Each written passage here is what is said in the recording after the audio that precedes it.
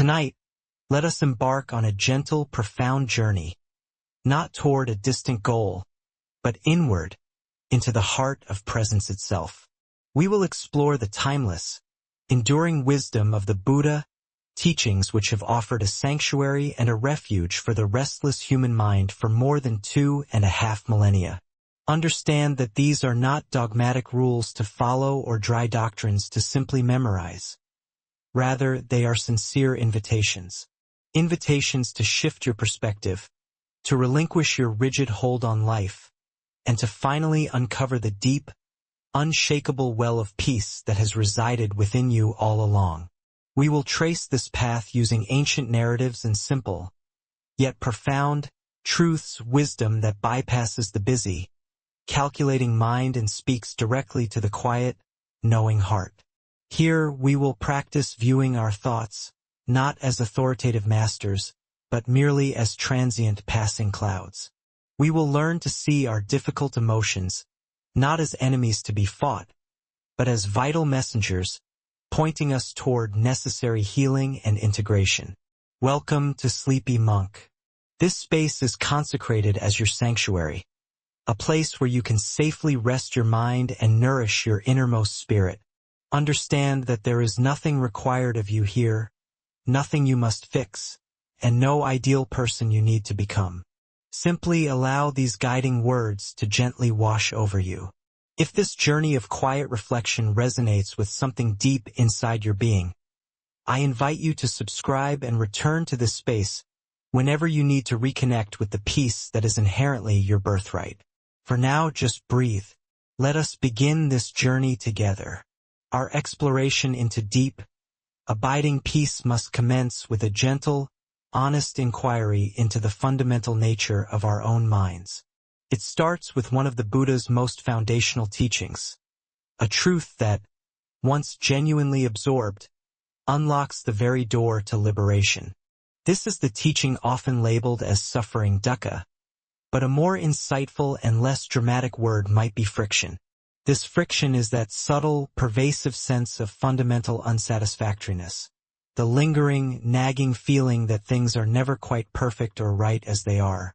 It is the internal stress we generate when we actively resist the natural, ongoing flow of life, when we desperately cling to moments of pleasure and forcefully push away any experience that is painful or difficult. This friction is essential. It is neither a cosmic punishment nor evidence of a personal flaw. Instead, it is a fundamental, almost automatic part of the human experience when the mind remains untrained. By choosing to turn toward this inherent friction with a soft, investigative, and curious gaze, we take the initial, powerful step toward discovering a peace that is deep, stable, and utterly unshakable. There is an old, illuminating story about a young woman named Mara who lived in a village nestled at the foot of a great, imposing mountain. Mara was a weaver, and her skill was unparalleled. She wove magnificent tapestries of incredible beauty, their colors as vibrant and dazzling as the sunrise, and their patterns as complex and intricate as a spider's web. People traveled from all corners of the kingdom to purchase her creations, and she was widely celebrated for her rare artistry. Mara's identity, her entire sense of self-worth, became intrinsically woven into every single thread she produced. She believed, "I am a great weaver. This definitive skill is who I fundamentally am." For a time, this success brought her immense satisfaction and happiness. But with her rising success came a quiet, insidious fear. Each new tapestry, she felt, had to be more breathtaking than the last. She would lie awake deep in the night, her mind relentlessly racing with new designs, terrified that her inspiration would one day simply vanish. The pure joy of creation slowly became poisoned by the constant anxiety of expectation. One day, a royal messenger arrived bearing a commission directly from the king himself. He requested a single tapestry that would capture the very essence of the entire kingdom. Its deep forests, its winding rivers, its varied people, and its collective spirit. It was the greatest honor of her life, and yet, it utterly terrified her. She immediately built a new, massive loom and acquired the most expensive threads of fine silk and spun gold. For weeks, she tried desperately to begin, but her hands would tremble uncontrollably. The sheer immensity of the task paralyzed her. The paralyzing fear of not achieving absolute perfection, of not living up to her own towering reputation, had become a mental cage she could not escape. Her loom stood empty, a heavy monument to her failure and fear. Her workshop, once a place of joyful labor, transformed into a place of dread. She grew withdrawn, deeply unhappy, and the friction in her mind became a constant, unrelenting torment. One evening, unable to bear the oppressive silence of her workshop any longer, she climbed up the mountain path as the sun began its slow descent. She arrived at a small, humble hermitage where an old nun lived, a woman renowned throughout the valley for her quiet, penetrating wisdom. Mara, her voice choked with despair and exhaustion, poured out her predicament. The old nun listened patiently, her eyes as calm and still as a deep forest pool. When Mara had finished, the nun did not offer advice or quick solutions. She simply said, "Come, let us watch the sunset." They sat together on a rock, looking out over the expansive valley. The sky was an ever-changing canvas of brilliant oranges, deep purples, and soft, fading pinks. It was breathtakingly beautiful, a vast masterpiece of light and color that was changing with every passing second. "No one expects the sunset to hold still," the nun observed softly. "Its very beauty resides in its constant vanishing. It does not pause to worry about whether tonight's display surpasses or equals last night's brilliance. It simply is." The nun then turned to Mara, her gaze filled with profound kindness. "You are not the weaver," she explained. "You are the loom itself. Life is the weaver. Joy, fear, inspiration, and emptiness. These are all merely threads of different colors and textures. You have mistakenly been trying to control the threads, attempting to weave only with the shining threads of gold. Yet, a tapestry woven with only one color possesses no depth, no complexity. Your true problem is not the presence of fear. The problem lies in your deep-seated belief that you should be free from it." Mara felt the profound truth of these words settle deep within her bones. The physical tension in her shoulders and jaw began to gently release. She realized she was not her success. She was not her fear. She was the spacious container through which these things moved and manifested. She walked back down the mountain under a sky now filled with countless stars. The next morning, she returned to her workshop. She took a deep, steady breath and began to weave. She did not strive to create the perfect, idealized tapestry. She simply wove what was authentically in her heart that day. The dull color of her lingering fear, the rough texture of her anxiety, but also the deep purple of the sunset and the silvery shimmer of the starlight. The tapestry she created was unlike any she had made before. It was imperfect, but it was powerfully honest. It was alive, and in the act of weaving her whole self, not just the polished good parts, she finally found her freedom. Mara's story is ultimately our own story. The friction, the dukkha, is not the magnitude of the royal commission or the fear of failure itself. It is the clinging to a fixed identity, the inner resistance to embracing the full, complex spectrum of our human experience. The Buddha's first noble truth points directly to this realization. Life inherently contains experiences that are unpleasant: sickness, loss, disappointment, and aging. These are simply part of the inevitable landscape of human existence. The second noble truth then clarifies that our suffering does not actually arise from these experiences themselves, but from our insistent craving, our profound thirst for reality to be fundamentally different from what it is. Mara's agony stemmed from her intense craving to be solely the perfect weaver, and her fierce resistance to allowing the threads of fear and doubt into her creation. This craving is a natural, automatic instinct of the untrained mind. We are conditioned to relentlessly chase pleasure and desperately avoid pain. We construct our identities around our successes and strengths, and we tirelessly try to hide our vulnerabilities. But doing this is like trying to build a static dam in the middle of a powerful, flowing river. The pressure inevitably builds and builds. The Buddha's teaching is a radical invitation to cease building that dam. It is an invitation to clearly see that our craving and our resistance constitute the true, primary source of the pressure we feel. When we chase happiness as a permanent, static state, we are destined for disappointment because everything is impermanent. When we flee from sadness, we ironically grant it far greater power over us. The wisdom lies in turning toward our entire experience with a gentle, courageous curiosity. It's about consciously widening our embrace to include all the threads of life, both light and dark. This understanding is profoundly empowering. It means that the key to our enduring peace is not found in frantically changing the external world, but in fundamentally transforming the view from within.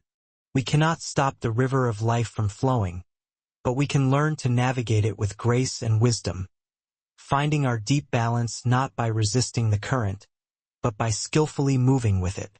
To bring this essential wisdom into your own life, you need not be a celebrated weaver or a cloistered monk.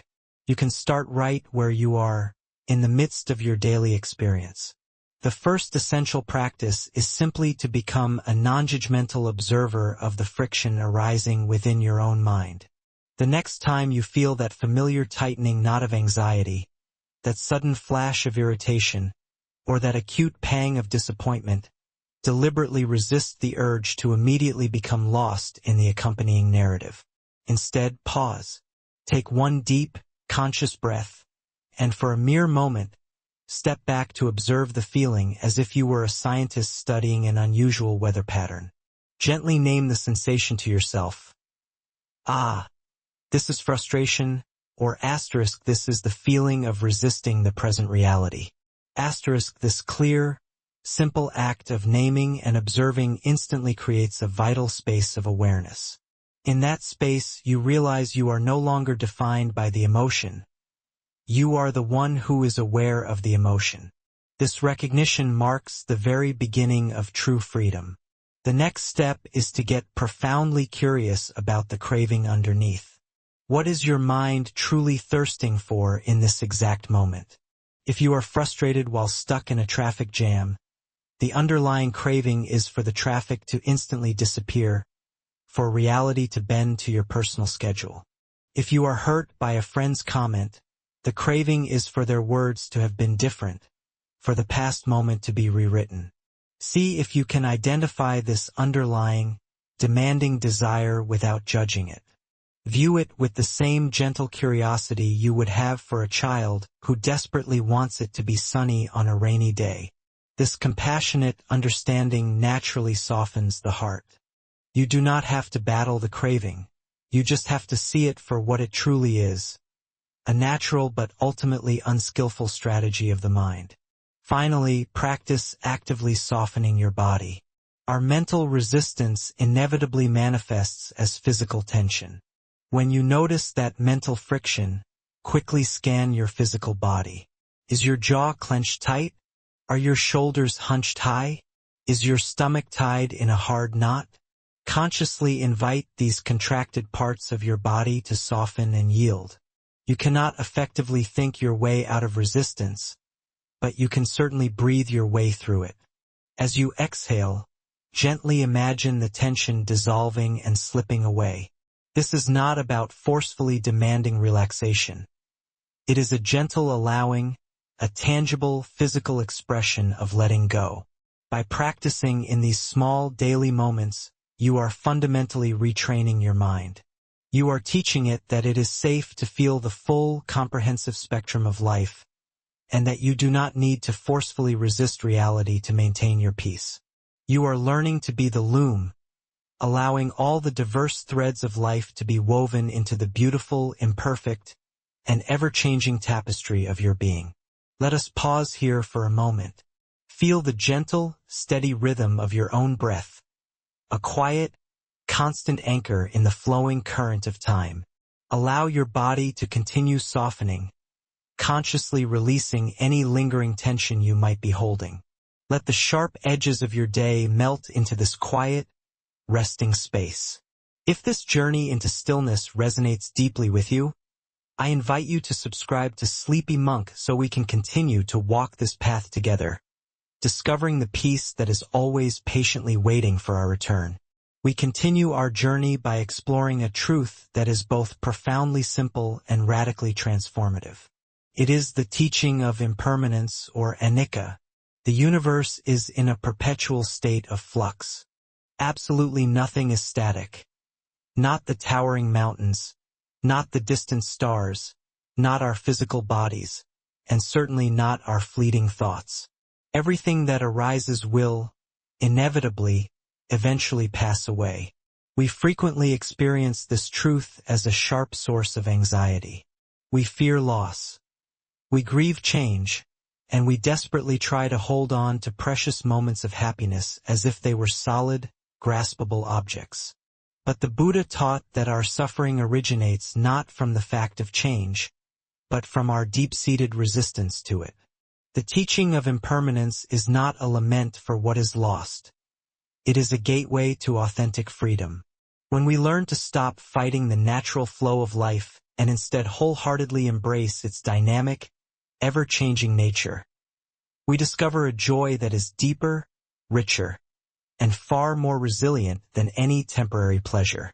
In a lush valley nestled between two great mountains, there lived a master potter. Her name was Isara, and her work was known throughout the land for its exquisite beauty and its almost perfect forms. Her ceramic bowls were so finely crafted that they seemed to hum softly with a life of their own. People would travel for days just to acquire one of her pieces, believing that its perfection would bring a sense of lasting order and peace to their homes. A young apprentice named Kale came to study with her. Kale was naturally talented but deeply impatient. He was obsessed with creating the perfect pot, one with absolutely no flaws, no imperfections, a flawless masterpiece that would endure forever. He would work for hours on a single vessel, his brow furrowed in extreme concentration. But every time, just as he believed he had achieved perfection, he would detect a tiny flaw, a slight asymmetry, a minuscule air bubble in the glaze, or a faint tremor caused by his own hand. In his frustration, he would furiously smash the pot and start again, his workshop floor quickly becoming littered with the sharp shards of his own high expectations. One afternoon, after a particularly destructive and frustrating day, Kale watched as Isara sat calmly at her wheel. She worked with a joyful ease, her hands moving fluidly with the clay as if engaged in a silent, intimate dance. She crafted a beautiful, elegant vase. But as she was carefully lifting it from the wheel, her hand slipped slightly, and a deep, jagged crack appeared running down one side. Kale gasped, expecting her to be devastated by the accident. But Isara simply smiled. She took a small brush and, instead of discarding the vase, she began to paint a delicate golden lacquer along the line of the crack, transforming the flaw into a shimmering vein of gold. She then placed the vase in a special, honored part of her studio alongside dozens of other pieces, each exhibiting its own unique, golden repair. This was the art of Kintsugi, the ancient Japanese art of embracing breakage and honoring imperfection. You are attempting to create a pot that denies its own nature, Isara said to Kale, her voice full of warmth and clarity. Clay comes from the earth. It is inherently fragile. It is destined to change, to crack, and one day to inevitably return to dust. To fight this fundamental truth is to fight the clay itself. Pot's life is a journey of transformation. Its cracks tell the story of its journey, of the searing heat of the kiln, of the hands that held it, perhaps of an accidental fall. They are not signs of failure. They are indelible marks of a life fully lived. She gestured toward the vase with the noticeable golden seam. This crack has not made the vase less beautiful. It has made it utterly unique. It has told its story. True beauty, Kale, is not the absence of flaws. It is the loving, conscious embrace of them. Kale looked at his own nearby pile of broken shards, the remnants of his desperate quest for an impossible, inhuman perfection. He had been trying to create something that stood outside of life, outside of time. Isara was showing him how to find enduring beauty at the very heart of life's inherent fragility. He picked up 2 of his broken pieces, and for the very first time, instead of seeing failure, he saw an opportunity. He began the slow, patient process of mending, aiming not to hide the break, but to profoundly honor it. The story of Isara and the cracked pot is a profound metaphor for the teaching of impermanence. We are all like Kale, striving for a kind of perfection and permanence that life simply does not offer. We demand that our bodies remain young and healthy, our relationships stay in a state of perpetual harmony, and our moments of joy last forever. We treat life's unavoidable cracks, our illnesses, our heartbreaks, our failures, as tragedies to be frantically hidden or overcome. But the wisdom of Anicca teaches us that these cracks are not mistakes. They are an inevitable and essential part of our brief, precious journey. The Buddha's teaching on impermanence is a call to see life as it truly is. A continuous, dynamic flow. Everything we can perceive with our senses, from our own passing thoughts and emotions to the most distant stars in the night sky, is in a state of constant, ceaseless transformation. Trying to hold on tightly to any of it is like attempting to grasp a handful of flowing water. The tighter you squeeze, the faster it slips through your fingers. Our suffering is simply the tension created by that squeeze. When we are caught in a difficult emotion like sadness or anger, it can feel overwhelming and consuming, as if it is a permanent part of our core identity.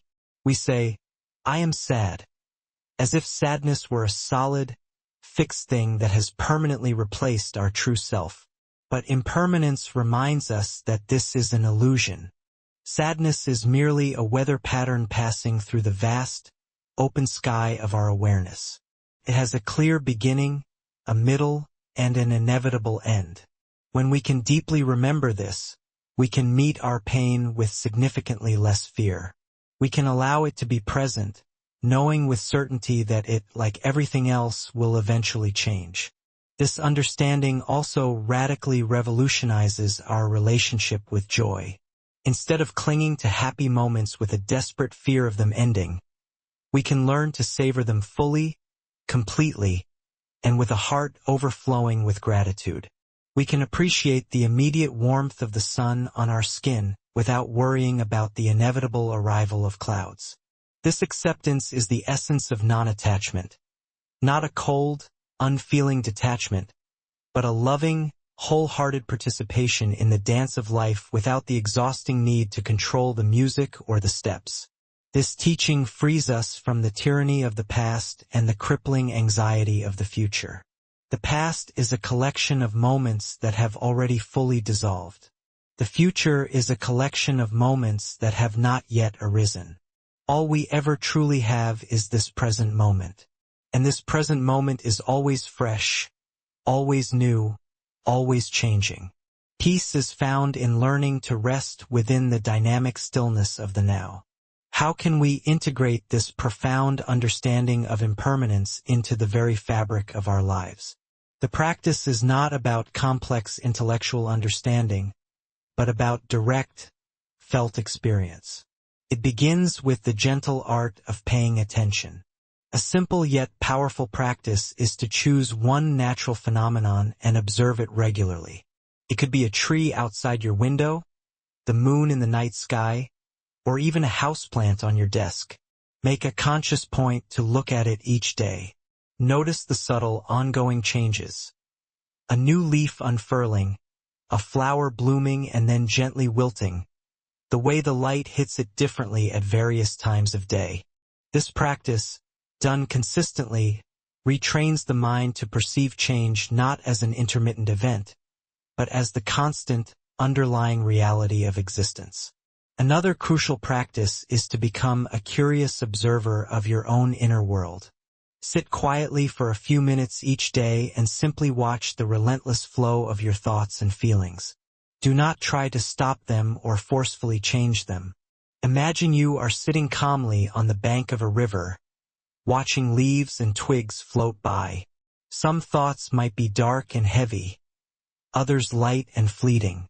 Just watch them arise, linger for a moment, and then dissolve. Notice that you are not the thoughts. You are the vast, open awareness that is watching them. This practice cultivates a genuine spaciousness within you, a quiet, centered place that is untouched by the constant churn of the mind. You can also practice a letting go meditation. At the very end of your day, find a comfortable position and mentally review the major events of the day. As you bring each event to mind, a pleasant conversation, a moment of frustration, a difficult task completed, consciously practice letting it go. You can visualize placing it gently on a leaf and watching it float away down a river. Or you can simply say to yourself, "This moment is over. I release it." This is not about erasing your memories, but about purposefully loosening your emotional grip on them. It is a way of acknowledging that the past is complete, freeing you to meet the immediate present moment with true openness and presence. Finally, bring this awareness of change into your interactions with others. When you are with a loved one, be fully, completely present. Recognize that this exact moment is unique and will never, in this precise form, come again. This recognition infuses your relationships with a preciousness and a tenderness that are often lost when we take things for granted. When you deeply understand that everything and everyone is impermanent, you naturally begin to love more fully, to forgive more easily, and to appreciate the profound gift of sharing this fleeting journey with others. You learn to honor the cracks in yourself and in those you love as the beautiful golden seams that tell the story of a life fully, passionately lived. Let's pause here again just for a moment. Take a slow, deep breath. Let the air fill your lungs completely, and then release it with a gentle sigh. Feel your body sinking a little deeper into the surface that supports it. Let go of the day. Let go of the need to be anywhere else. You are here in this quiet, peaceful space, and that is profoundly enough. We now turn our attention inward to one of the most subtle and liberating teachings of the Buddha. It is the doctrine of anatta or not self. This teaching can sound strange or even frightening at first, as it seems to challenge the very foundation of who we believe we are. We live our lives with a strong, centralized sense of I or me at the center of our experience, an inner commander who is supposedly thinking our thoughts, feeling our emotions, and making our decisions. But the Buddha invited us to look closely for this solid, separate, unchanging self and to see if we can actually locate it. The teaching of not self is not a denial of your existence. It is an invitation to discover a far more spacious, interconnected, and joyful way of being. A way free from the heavy, tiring burden of maintaining a fixed identity. In a monastery known for its silent, meticulously kept gardens, there lived a monk named Jin. He was plagued by a relentless inner critic. His mind was a constant stream of self-judgment. Jin was plagued by constant self-doubt. My meditation is not deep enough. I am not as compassionate as the other monks. I will never be enlightened. This pervasive sense of a flawed, inadequate self was a crushing, heavy cloak he wore day and night. He genuinely believed that this central self, was a solid, real, and independent entity that was fundamentally failing at its most crucial spiritual task. One day, the monastery's abbot, a wise and ancient master, summoned Jin to his private chambers. The abbot offered no immediate words, but instead presented Jin with a beautiful ornate chariot, a small-scale model meticulously crafted into a true masterpiece. "Tell me, Jin," the abbot began, "what is this object?" "It is a chariot, master," Jin replied respectfully. "Are you absolutely sure?" the abbot inquired, a faint twinkle in his eyes. He then began the process of dismantling the model. He removed one of the wheels. "Is this wheel alone the chariot?" "No, master," Jin answered. The abbot proceeded to remove the other wheel, then the axle, the frame, and the decorative canopy. With the removal of each component, he posed the exact same question, and each time, Jin's response remained identical: "No, master." Soon, all the individual, precious parts of the miniature chariot lay scattered and disassembled upon the floor. "Now," the abbot pressed gently, "where is the chariot itself?" "The chariot," Jin began slowly, a look of profound, dawning realization spreading across his face, "is not a single, indivisible thing. It is merely a temporary collection of interdependent parts working together. It is simply a name we give to a dynamic process." The abbot smiled a deep, knowing smile. "And so it is with the self you are so deeply worried about," he stated. "You search relentlessly for this failing I, this Jin who is perpetually not good enough. But where exactly is he? Is he your body? Your body is constantly changing, a temporary composition of parts that are not individually you. Is he your thoughts? Your thoughts are like clouds, appearing, shifting, and disappearing without control. Are they truly you?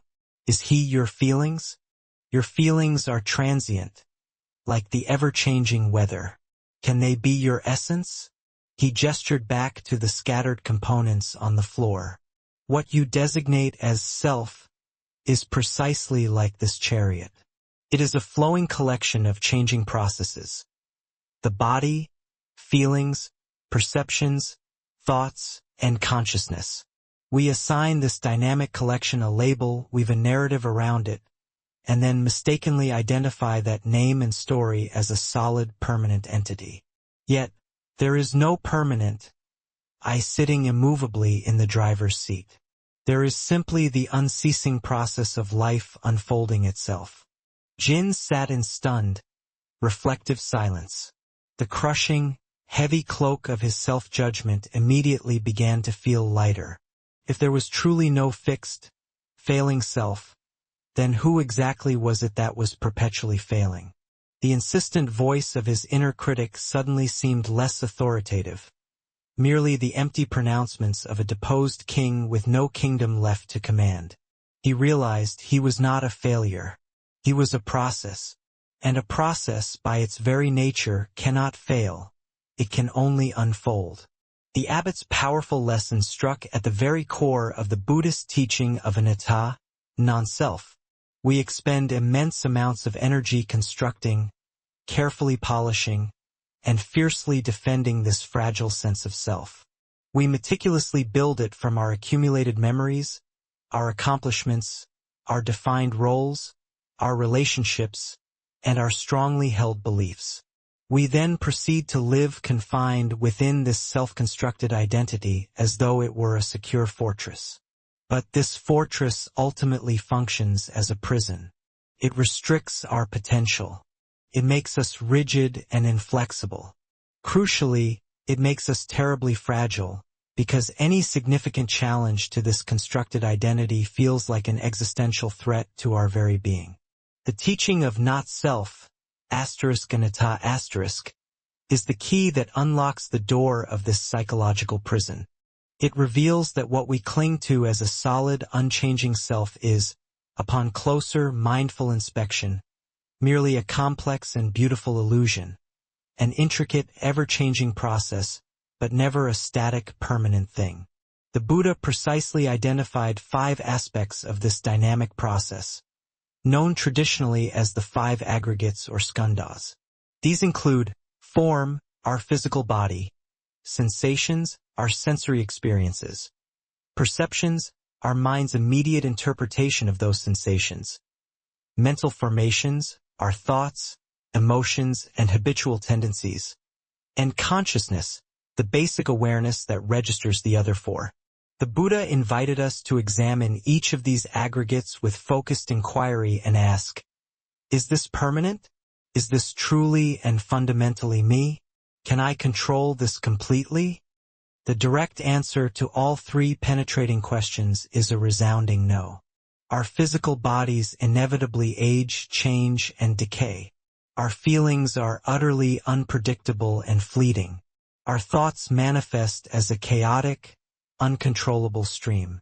There is, quite simply, no single, stable, sovereign entity to be found within this experience. Crucially, this realization of non-self is not a cause for philosophical nihilism or despair. On the contrary, it is profoundly liberating. If you are not confined to a fixed identity, then you are inherently not stuck. You are not permanently defined by your past errors or mistakes. You are not eternally trapped in your current fears and anxieties. You are revealed to be a flowing river, continuously moving, rather than a stagnant pond. The anxious person you perceive yourself to be is nothing more than a temporary, shifting pattern of thoughts and feelings. The person who failed is simply a fading memory. These temporary patterns are not your permanent, unchangeable essence. This foundational understanding also fundamentally revolutionizes our relationships with everyone around us. When we cease clinging rigidly to a fixed, static idea of our own self, we naturally stop imposing equally fixed, confining identities on others. We stop reducing people to boxes. He is selfish. She is unreliable. Instead, we begin to perceive that everyone, just like us, is a complex, continuously changing process, profoundly shaped by countless unseen conditions and circumstances. This deep insight provides the fertile ground from which genuine compassion spontaneously grows. We see the intrinsic humanity in others with greater clarity, and consequently, our hearts instinctively soften. How then can we begin to experience this liberating truth of not-self directly, rather than merely accepting it intellectually? This is not a philosophical concept to be passively believed, but an actual reality that must be investigated within the laboratory of our own lived experience. One of the most direct and potent methods is through the practice called vipassana, or insight meditation. The essence of this practice involves directly observing the 5 aggregates, *skandhas*, as they function in real time. Find a stable, comfortable place to sit, and for just a few minutes, gently bring your focused awareness to your physical body.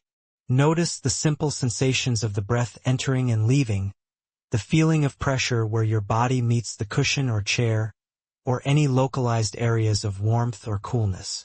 Simply observe these sensations as changing physical phenomena, without possessively labeling them as my body. See them instead as pure form and sensation arising and passing away within the field of awareness. Next, gently shift your attention to the mind. Watch the stream of thoughts as they appear. The crucial step is to avoid engaging with their specific content or narrative. Simply notice them as impersonal mental events. A thought concerning the future arises. A memory from the past surfaces. An image momentarily appears. Label them gently and concisely. Thinking, remembering, planning. Observe that they arise and subside entirely on their own volition. They are not your thoughts in the sense of being consciously commanded by a fixed, central I. They are simply the aggregate of mental formations in motion. Apply the same objective observation to feelings and emotions. When a distinct feeling of peace or perhaps restlessness arises, simply note its presence. Peace is here. Restlessness is here. See this emotion as a temporary internal weather pattern, not as my permanent feeling. The profound goal of this entire practice is not to find or construct something new, but rather to clearly notice the absence of something. The absence of a solid, fixed, independent self controlling the entire operation. Another profoundly effective practice is direct inquiry into the very sense of I. Throughout your day, whenever a thought such as I want this, I am angry, or I need to do that arises, gently pause and ask yourself, who is this I? Actively search for it. Can you physically locate this I in your body? Can you capture it within your thoughts? This gentle, repeated, and persistent inquiry begins to loosen the powerful unconscious assumption that there is a fixed, commanding self at the helm of your existence. You start to understand that I is primarily a convenient linguistic label, a pronoun we use to organize our experience, rather than the description of a concrete, real entity. Finally, cultivate the continuous practice of seeing the interconnectedness of all things. The next time you eat a piece of fruit, pause to reflect on the immense chain of conditions that contributed to its arrival. Visualize the sun, the gentle rain, the earth that nourished it, the farmer who tended it, and the many hands involved in its transport. See clearly that the fruit is not an isolated, separate thing, but a temporary manifestation of the entire universe converging. Then, apply this exact same understanding to yourself. Your thoughts, your foundational beliefs, your very language, all have been profoundly shaped by your parents, your culture, your education, and your environment. Your physical body is sustained entirely by the food, water, and air provided by the planet. When you truly see this deep, seamless interdependence, the illusion of a separate, isolated self naturally begins to dissolve. You realize you are not a lonely island floating adrift. You are an integral wave in the great ocean of being, inseparable from the whole. This powerful realization, that the separate self is merely an illusion, naturally guides us to our next exploration, the teaching of dependent origination, or pratityasamutpata. This beautiful and profound doctrine illuminates the very fundamental fabric of reality, showing us that nothing, absolutely nothing, exists independently or inherently. Everything arises in utter dependence on other factors. Every object, every person, every fleeting thought, and every moment is a transient convergence of countless causes and conditions. Seeing this truth clearly does far more than just change our philosophy. It dissolves the very roots of alienation and loneliness, giving rise to a deep, unshakable, and rational compassion. There is a timeless teaching story told about a solitary monk named Sela. He retreated to a remote cave high in the mountains, intending to deepen his meditation practice. His explicit goal was to find a profound state of peace that was entirely his own, utterly untouched by the messiness and distractions of the world outside. He was convinced that by isolating himself completely, he could attain a pure, independent state of enlightenment. For his daily sustenance, he relied on a single bowl of rice, which a kind villager would silently leave at the mouth of his cave each morning. One day, as he prepared to partake of his meal, he focused his gaze closely on the small white grains in his bowl. His teacher's words suddenly echoed vividly in his mind. Look deeply at any one thing, and you will see the whole universe. Sie decided to try. He focused his entire undivided attention on a single grain of rice. Initially, he saw only a tiny, insignificant white object, but as his mind became profoundly still, his vision deepened. He vividly saw the farmer who had planted the rice seed, his back bent under the harsh sun, his hands rough and calloused from the labor. He saw the rich, dark earth that had carefully nourished the seed and the heavy monsoon rains that had supplied the water, rains that had first traveled as clouds from a distant ocean. He saw the sun, a fiery star millions of miles away, whose radiant light was absolutely essential for the rice stalk to grow. He saw the various people who had harvested the grain, those who had milled it, and the one who had transported it to the market.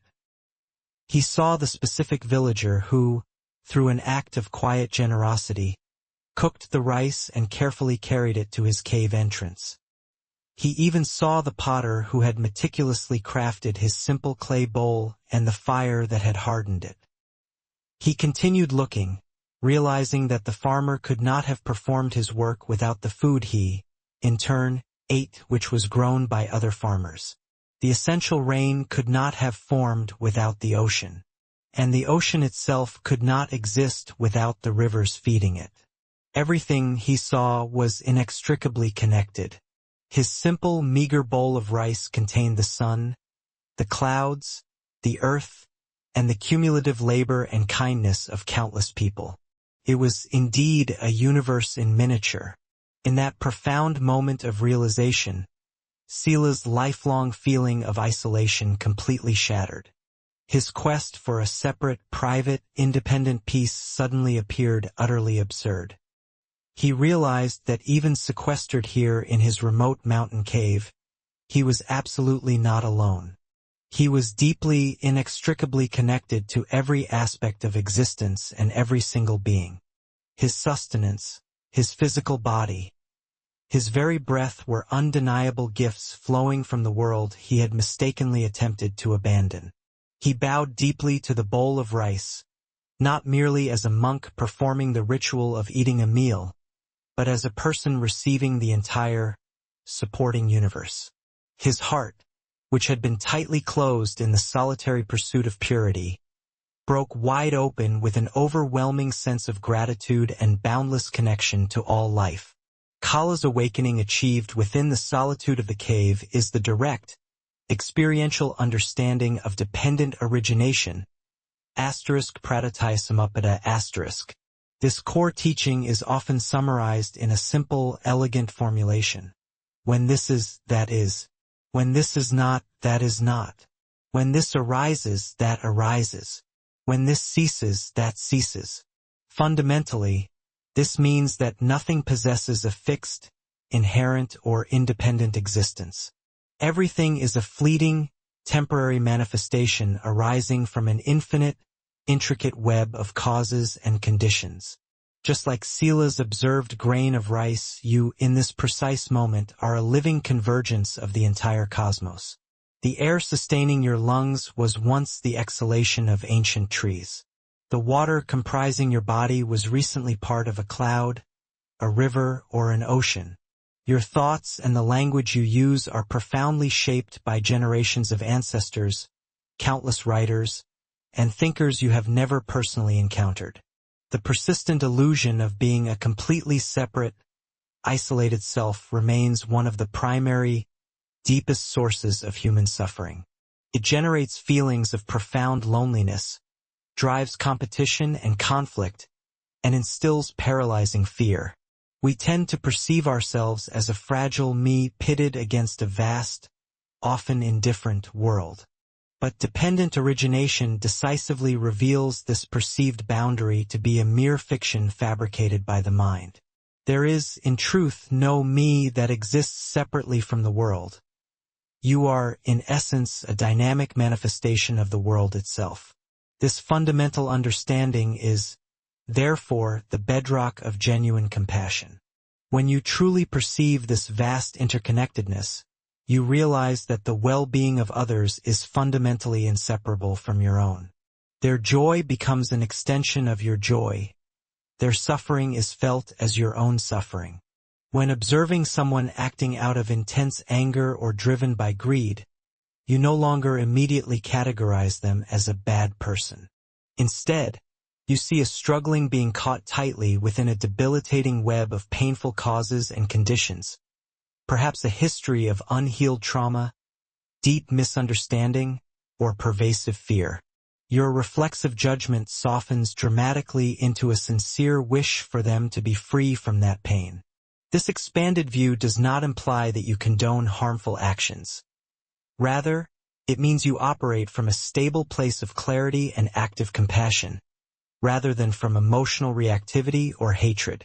You grasp that harming another being is, in a very tangible and real sense, harming yourself. Moreover, this teaching reveals the profound, often underestimated, power inherent in our own actions, precisely because everything is connected. Every single thought, word, and deed sends undeniable ripples out into the universe. A seemingly small, isolated act of kindness might appear insignificant, but its effects can travel through this intricate web in ways we can never fully trace, potentially touching countless other lives. A moment of deep, mindful presence can instantaneously shift the energy, not only within your own system but also throughout the entire space surrounding you. We are not merely passive products of pre-existing conditions.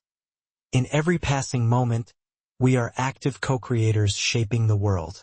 To truly bring this deep, abiding wisdom of interconnectedness directly into your heart and daily life, you can adopt the practice of the monk sila, the art of deep looking. This is not necessarily a formal sitting meditation, but a powerful way of engaging with the world through fresh eyes. Start with your food. Before you begin your next meal, pause for a moment of quiet reflection. Look closely at the food on your plate and profoundly contemplate its lengthy journey to reach you. Consider the earth, the sun, the rain, and the multitude of human hands that planted, harvested, transported, and meticulously prepared it. Silently offer a thought of genuine gratitude for all these interconnected elements that are now offering you life-sustaining nourishment. This simple practice, performed regularly, transforms the mechanical, often mindless, habit of eating into a sacred communion with the entirety of life. Extend this powerful practice beyond food to the everyday objects surrounding you. Look at the chair supporting you or the clothing you are currently wearing. Contemplate the tree that was transformed into the wood, or the cotton plant that yielded the thread. Reflect on the designers, the factory workers, the truck drivers, the immense collective effort involved. See clearly how this simple object is a precise meeting point for a global network of energy and conscious effort. This practice effectively dissolves the mundane appearance of things and reveals the miraculous complexity hidden within the ordinary. The most challenging, and potentially the most profoundly rewarding, practice is to apply this same deep looking to other people, especially those whose actions or presence you find difficult. When intense frustration or anger arises in response to someone, consciously pause. Instead of fixating exclusively on their irritating surface behavior, intentionally try to contemplate the unseen conditions that must have fundamentally shaped their current state.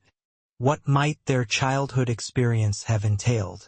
What specific fears, vulnerabilities, or insecurities might be driving their outward actions? What intense pressures are they currently enduring that remain invisible to you? This profound act of contemplation is not intended to excuse their behavior, but rather to allow you to see their full, complex humanity. It is an act of proactive compassion that creates necessary space for you to respond with measured wisdom, instead of merely reacting with automatic anger or judgment. Finally, practice consciously noticing the phenomenon of co-arising within your own immediate experience. Observe how a specific thought pattern can instantaneously trigger a corresponding physical sensation in your body. Notice how a chronic lack of sleep invariably affects your mood and patience levels.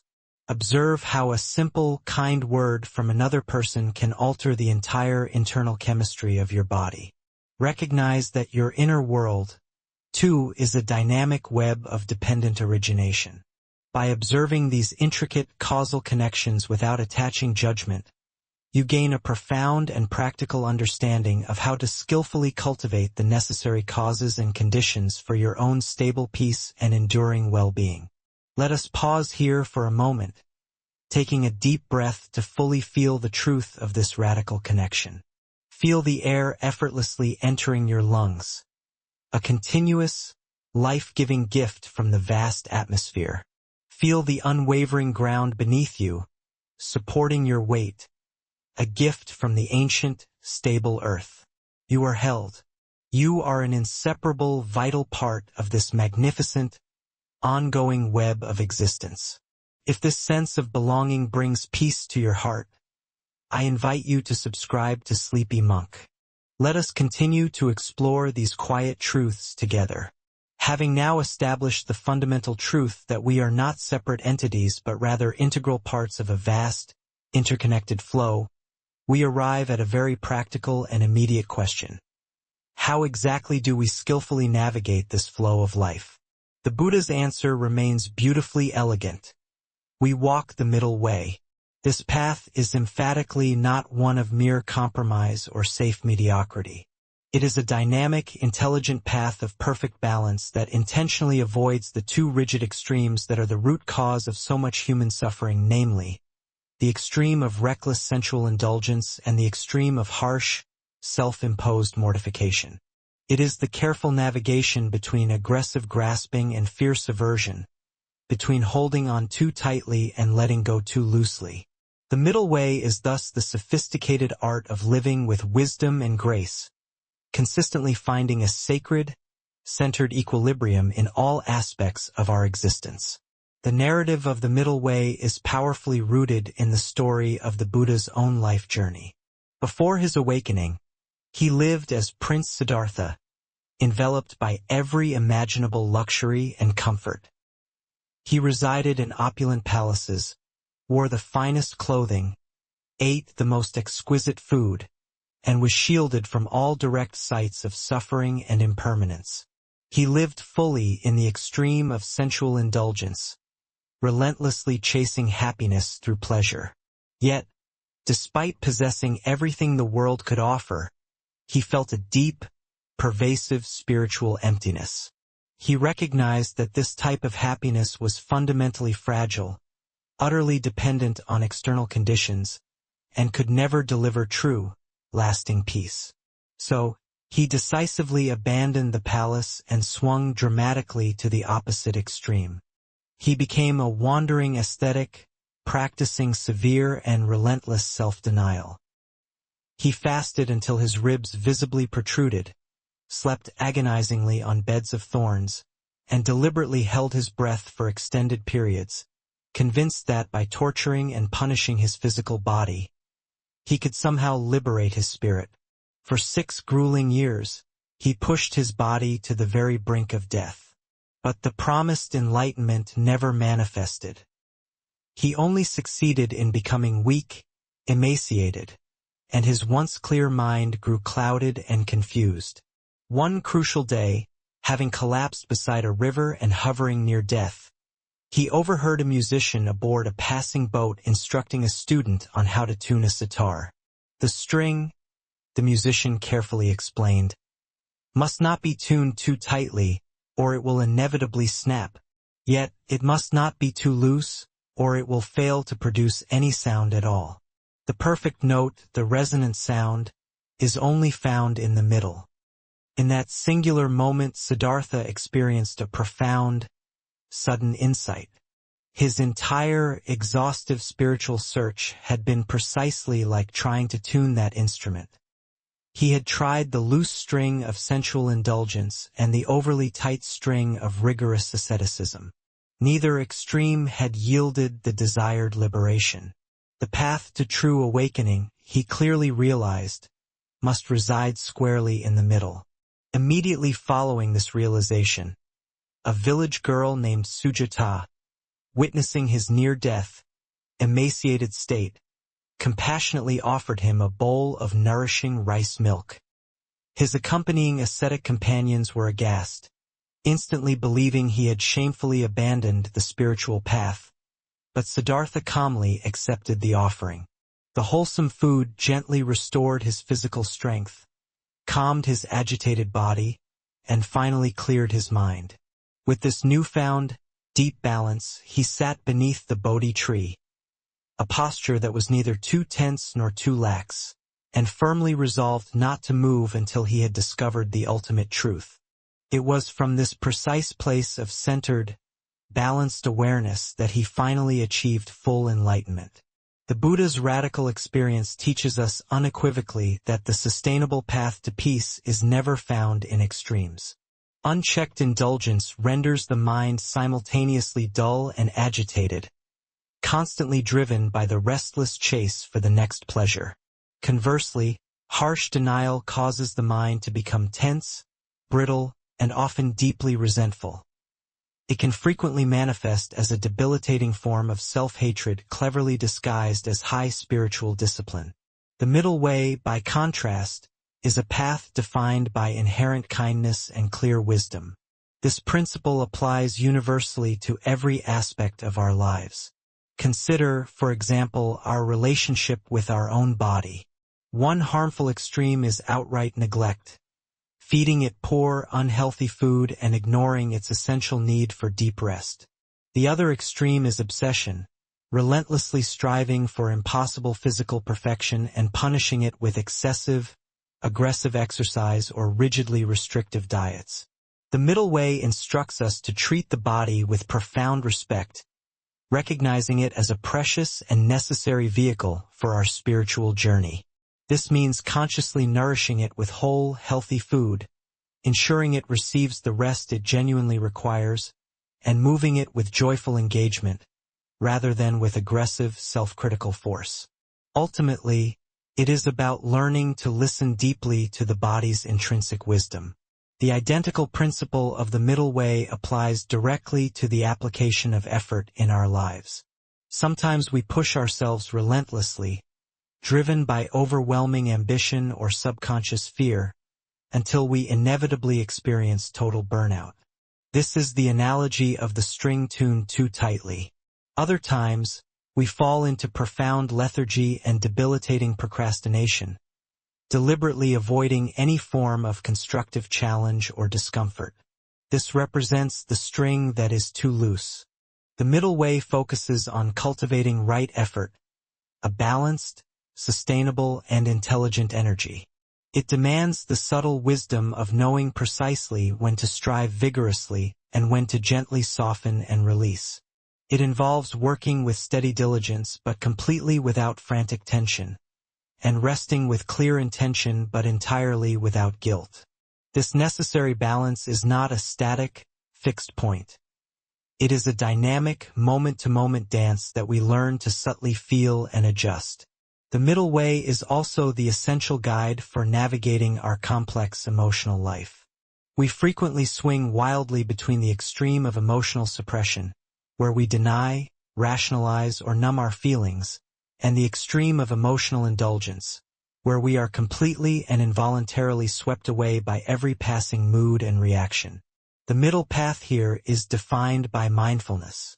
It is the quiet, stable capacity to simply be with our feelings, our expansive joy, our deep sadness, our sharp anger, without either frantically pushing them away or allowing ourselves to be utterly consumed by them. We acknowledge the feeling's presence. We grant it permission to simply be there, and then we watch it with a calm, spacious, and non-reactive awareness, just as one would observe the weather patterns changing across the sky. This, finally, is the delicate art of being neither too tight nor too loose with the experience of our own sensitive hearts. To consciously walk the middle way is to gradually become a master of the art of living itself. It is a subtle path that demands constant, vigilant awareness and ongoing, gentle self-correction. The first practical step in this mastery is to cultivate the profound quality of inward listening. Before you lift your fork, pause and ask your physical body, what does this system truly need for nourishment right now? Before you agree to take on another commitment or project, ask your deeper self, do I genuinely have the sustainable energy for this? Or do I need to prioritize rest? Before you reflexively react in a strained conversation, ask your heart, what is the most balanced, wise, and kind response I can offer here? This continuous inner dialogue. Intentional listening serves as your reliable compass for navigating the middle way. It guides your life away from the confines of rigid rules and toward a responsiveness rooted in flexible wisdom. A further beneficial practice is cultivating an acute awareness of your personal patterns of extremism. Ask yourself, do I swing toward being overly harsh in self-criticism, or perhaps too easily lenient? Do I persistently push myself to the brink of exhaustion and burnout, or do I habitually retreat and shy away from necessary effort? The instruction here is simple. Merely observe these inherent tendencies without attaching any judgment. This very act of awareness is the foundational first step toward establishing a truly balanced approach. For instance, if you recognize a dominant tendency toward harsh self-criticism, what we call a tight mind, you can intentionally pivot toward the practice of self-compassion. When that relentless inner critic makes its appearance, allow yourself to soften your internal response and gently affirm, "It's truly okay. I am genuinely doing my best in this moment." Conversely, if you notice a leaning toward avoidance or procrastination, the manifestation of a loose mind, the practice is to take one single, small, gentle step toward your objective, effectively breaking down the larger task to make it feel significantly less overwhelming. Apply this same principle to your formal spiritual practice. There will be times when meditation seems effortless and blissful, the mind settling easily into profound peace. Yet, there will be other days when your mind is exceptionally restless, and merely sitting for a minute feels like an impossible struggle. The wisdom of the middle way lies in showing up consistently, day after day, and approaching the practice with inherent kindness. Do not strive frantically to recreate the blissful states, nor fall into despair when the effort feels difficult. Simply offer your gentle, non-demanding attention, whether it be for 5 minutes or a full hour. The true value is found in the pure intention and the gentle, balanced effort applied, completely independent of the result achieved. Finally, hold in your awareness the enduring metaphor of the sitar string. Throughout the course of your day, you can conduct a simple internal check-in, asking, "Am I holding too tight or too loose right now?"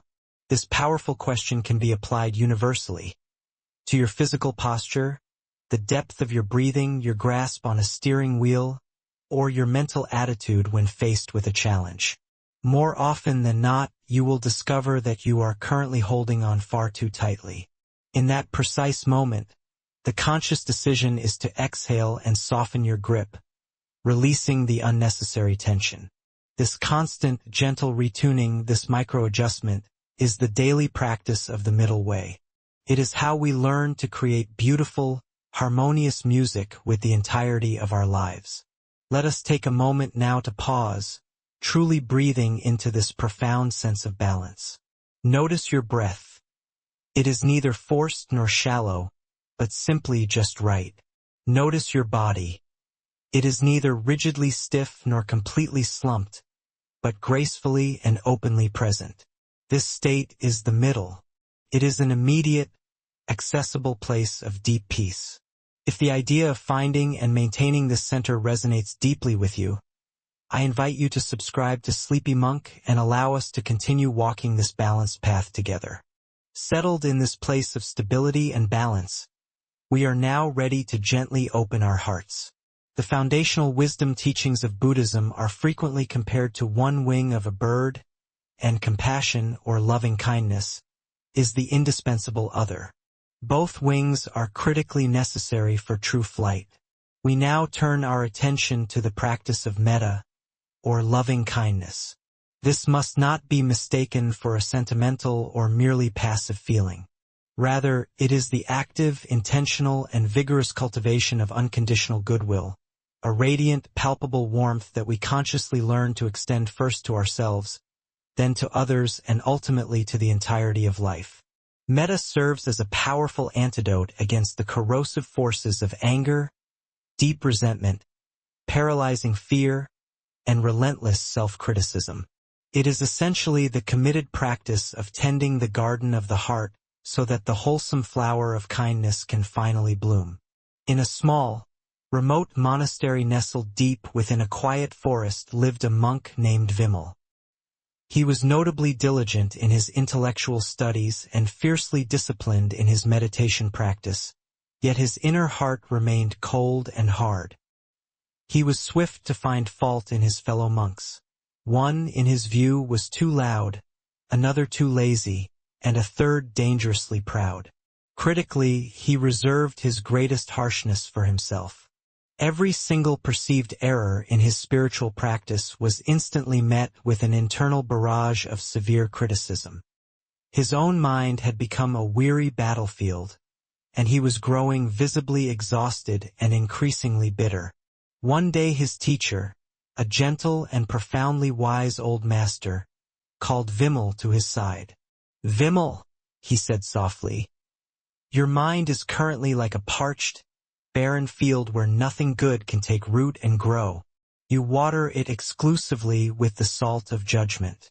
From this day forward, you will set aside all your other studies. Your sole practice will be this. You will take a small, smooth stone, and for 1 full hour each day, you will walk the forest path while silently repeating the words, 'May I be happy. May I be at peace.'"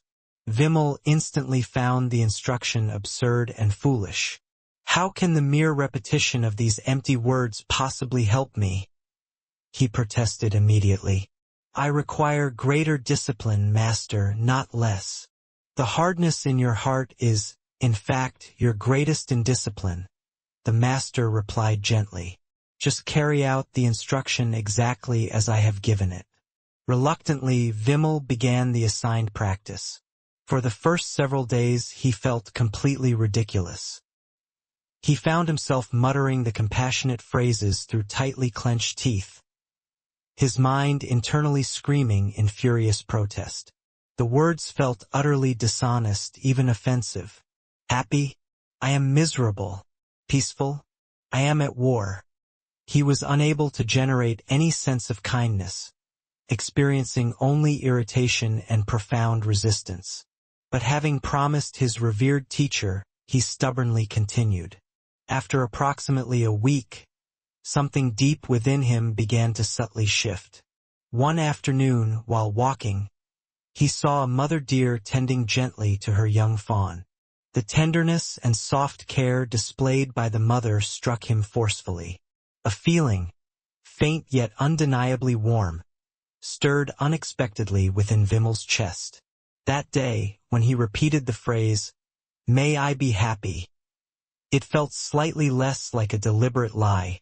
He persisted in his practice, and slowly, he started noticing the small, simple details of his surroundings. The way the sunlight delicately filtered through the forest canopy, the sharp, clean scent of the damp earth, the murmuring sound of a distant stream. One morning, he observed another monk stumble clumsily, dropping a large stack of firewood. Vimal's ingrained first instinct was to swiftly judge the man as inept. But then, an entirely new thought arose, spontaneously and unbidden. May he be at ease. It was a quiet thought, barely audible above his usual inner critic, yet it was undeniably present. He walked over immediately and helped the monk gather the scattered wood, and for the very first time, he looked the other monk directly in the eyes and offered a truly genuine smile. His central practice, however, continued to be directed inward. May I be happy. May I be at peace. The repetition of the phrases gradually became smoother, less mechanical, and far less forced. He began to experience a tangible sliver of the deep peace he was wishing for. He came to the profound realization that for years he had unwittingly been treating himself as his own fiercest enemy. This simple meta-practice marked the very first time he had ever actively offered himself genuine kindness. The intense hardness around his heart, which had been like a frozen river, finally began to thaw under the warmth of spring. One day the old master observed Vimal sitting quietly by the stream, no longer needing the smooth stone, simply engrossed in watching the water flow past. Vimal's face was soft, his eyes remarkably clear. "The field is no longer parched, is it?" the master inquired gently. Vimal bowed deeply, his heart overflowing with quiet, genuine warmth and gratitude. No, master, he replied. The rain has finally come. Vimal's story serves as a luminous illustration of the transformative, life-changing power of metta practice.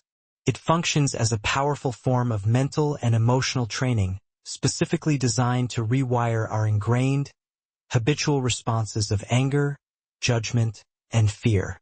The Buddha taught that just as a diligent farmer cultivates the earth to yield a harvest, we possess the ability to cultivate the field of our hearts to grow the wholesome, desirable states of love, compassion, joy, and profound equanimity. Loving kindness, metta, is recognized as the foundational core practice. It is defined as the deep, sincere wish for the well-being and happiness of any being, offered entirely without any expectation of receiving something in return. It is, by its nature, a love that is utterly unconditional and limitless. Crucially, the tradition dictates that the practice of metta must begin with the self. This is in no way a selfish act. Rather, it is a statement of simple truth. We cannot genuinely offer to others what we have not first established and possessed within ourselves. Many people find it easiest to generate kindness for others, yet simultaneously live under the harsh rule of a relentless inner critic that constantly berates them for every perceived flaw. Directing loving kindness inward toward ourselves is often the most difficult, and thus the most fundamentally essential step. It represents a radical act of self-acceptance and profound self-compassion. It is the necessary process that heals the inner wounds that so often compel us to lash out and judge the external world. When we are finally able to hold ourselves with tenderness and grace, we naturally find ourselves possessing far greater patience and genuine understanding for the suffering of others. The practice of metta then systematically and gradually expands outward in concentric circles. After solidly establishing a foundation of kindness for ourselves, we bring to mind a loved one or a benefactor, someone for whom it is immediately easy to feel warmth, and extend the same core wishes to them. Next, we consciously move our focus to a neutral person, someone we encounter in our daily routine but hold no strong feelings about, perhaps a cashier or a public transit driver. This specific step rigorously stretches our capacity for universal kindness beyond the boundaries of our immediate affection circle. The subsequent, most challenging step is to deliberately extend loving kindness to a difficult person, someone with whom we experience conflict or harbor deep resentment. This critical step is not about condoning their unacceptable actions or attempting to force ourselves to like them. It is, rather, a profound practice of releasing the internalized poison of our own anger, done entirely for our own freedom. It involves recognizing their inherent humanity and genuinely wishing for them to be free from the suffering that motivates them to act in harmful ways. Finally, the practice expands to encompass all beings everywhere, without any single exception. This immense, boundless intention helps dissolve the final psychological barriers of us versus them, thereby reconnecting us to the entire interwoven web of life with a truly universal heart of love. Metta is far more than a simple meditation technique. It is a profound way of existing in the world. It fundamentally shifts the way we speak, the depth with which we listen, and the compassion with which we act. To begin cultivating this powerful loving kindness, you require neither a special smooth stone nor a secluded forest path. You only need a quiet, brief moment and a heart that is truly willing. Find a comfortable position where you can allow yourself to remain undisturbed for a few minutes. You may gently close your eyes if that feels conducive to concentration. First, bring the totality of your awareness inward to your own being.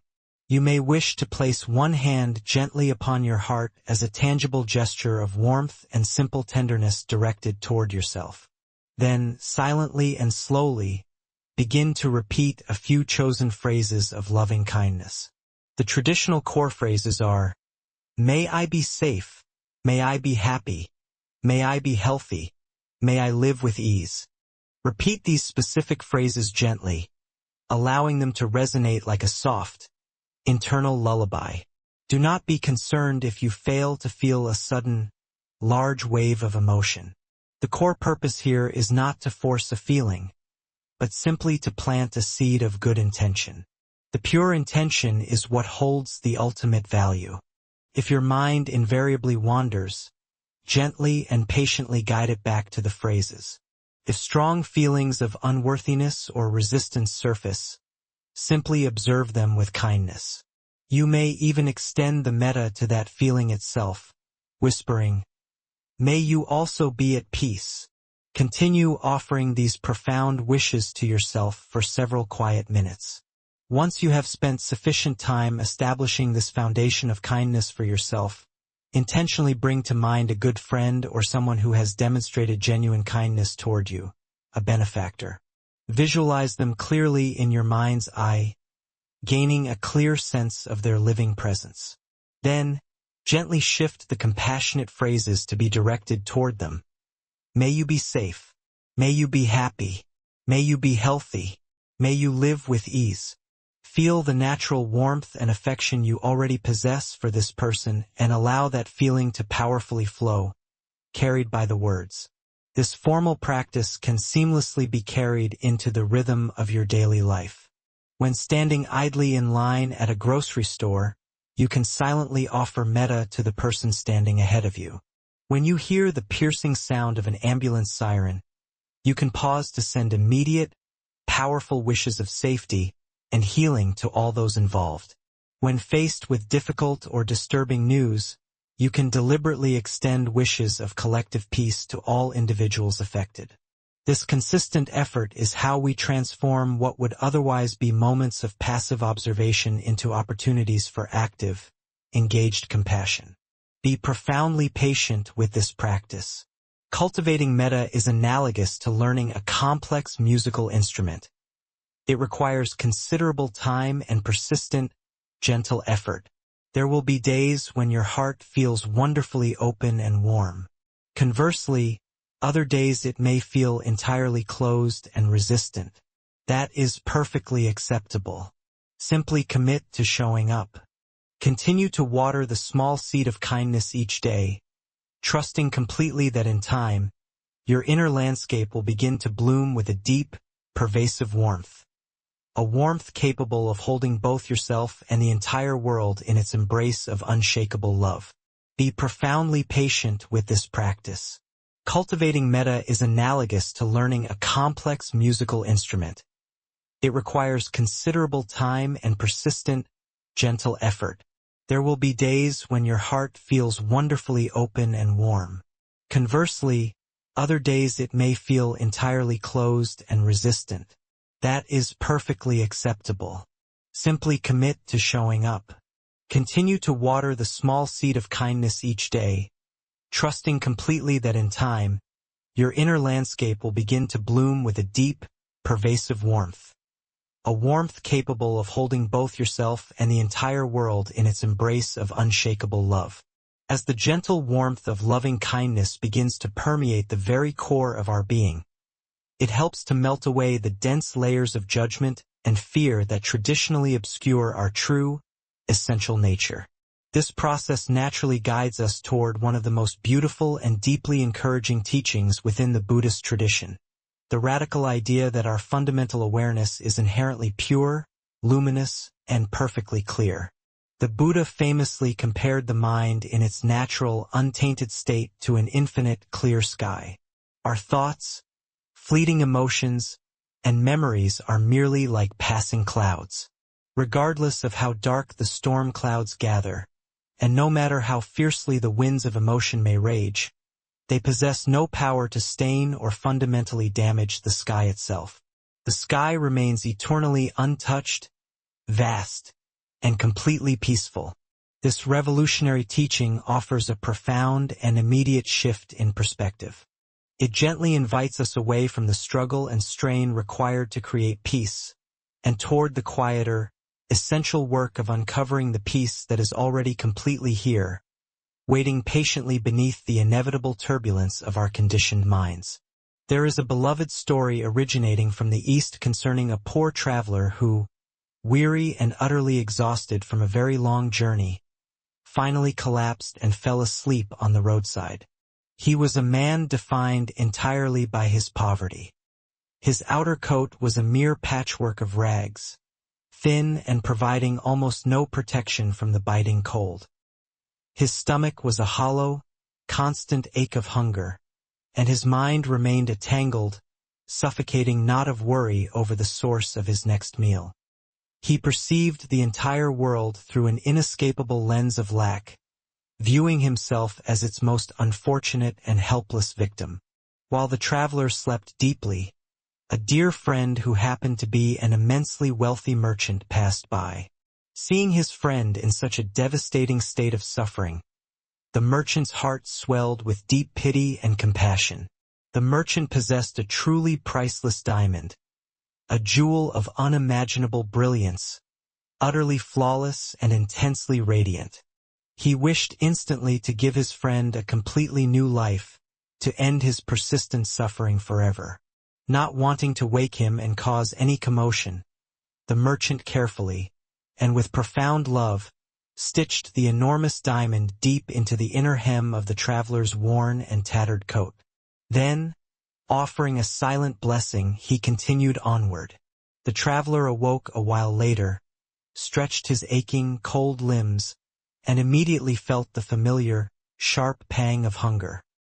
He remained utterly unaware of the immense fortune now clinging to him. He resumed his desolate life of poverty, wandering endlessly from town to town, begging desperately for scraps of food and a dry place to sleep.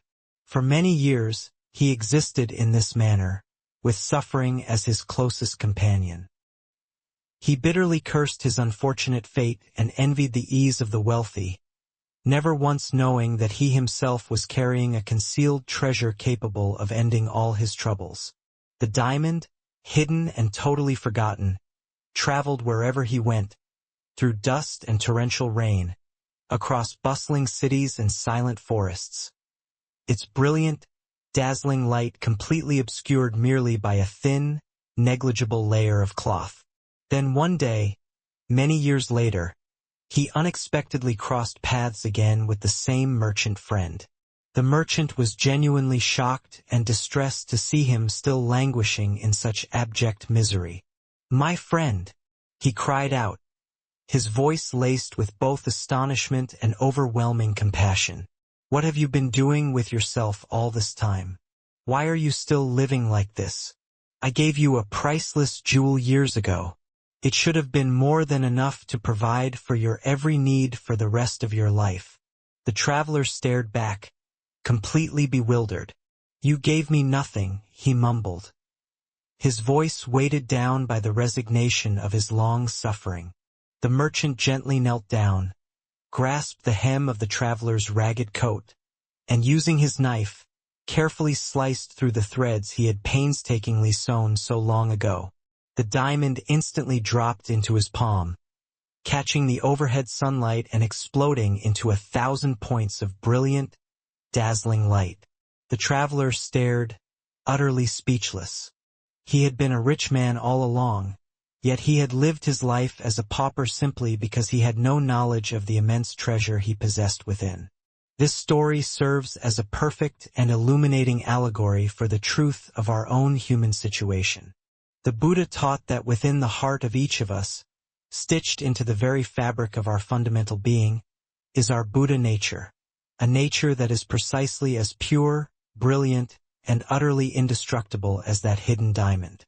This is our innate, inherent capacity for profound wisdom, for boundless compassion, and for an unshakable inner peace. This indestructible core of our being cannot be damaged or fractured by our personal trauma. It cannot be stained by our most grievous mistakes, and it cannot be diminished in any way by our confusion or suffering. It is always present, whole, and completely flawless. The challenge, just like the traveler, is that we remain largely unaware of this internal truth. we mistakenly identify completely with our worn and tattered coat, our fleeting anxious thoughts, our painful and turbulent emotions, and our relentless self-critical stories. We readily accept the inner narrative that proclaims, I am an anxious person. I am fundamentally unworthy of love. I am permanently broken. Consequently, we continue to live in a state of self-imposed spiritual poverty, entirely oblivious to the immense, radiant wealth that resides, fully present, within our own heart. The entirety of the spiritual path, therefore, is not a striving to become a better person or a quest to acquire a diamond that we currently lack. Instead, it is the transformative process of profoundly realizing that the diamond is already, unequivocally, ours. It is the refined practice of consistently turning our attention inward and recognizing the luminous, knowing quality of awareness that has been flawlessly present all along, silently witnessing every single moment of our lives. This intrinsic awareness functions as the silent, unbiased witness. It is the distinct part of you that is aware that thoughts are happening, yet it is utterly separate from the thoughts themselves. It is the part of you that registers a great wave of sadness washing through, yet it is not the sadness itself. It is the calm, unwavering presence that effortlessly holds the entirety of the ever-changing contents and circumstances of your life. The recognition of this innate nature is profoundly healing and liberating. It stands as the ultimate act of self-love and radical self-acceptance. It means accepting that you do not need to tirelessly fix yourself. You are not a fundamental problem waiting to be solved. You are, in reality, a treasure waiting to be lovingly discovered. The work is not to become some entirely different person, but rather to gently and systematically remove the layers of mud, the conditioning, the pervasive fear, and the deeply ingrained mistaken identity that have served only to obscure the brilliant, dazzling light of your own heart. This constitutes an immensely optimistic view of human potential.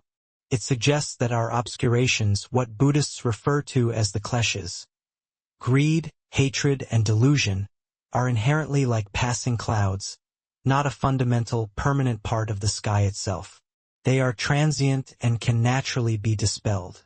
Our unchanging true nature remains the clear, expansive, open sky.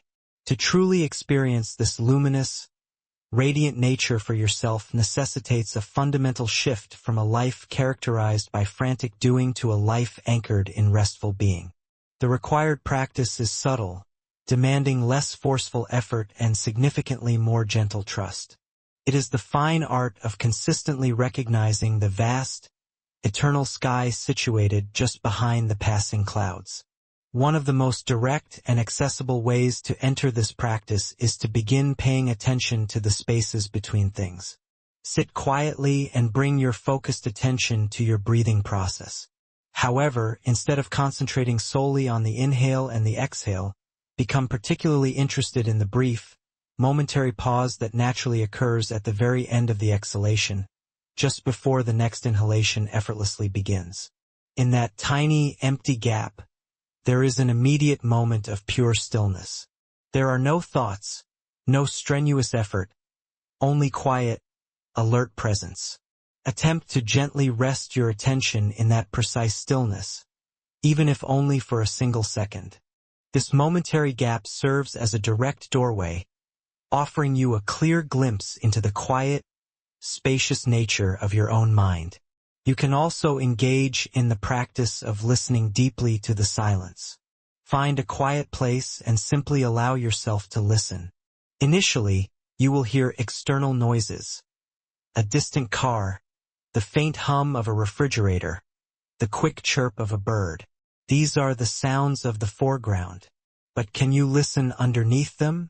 Can you become intimately aware of the vast, spacious field of silence that effortlessly holds and supports all of these sounds?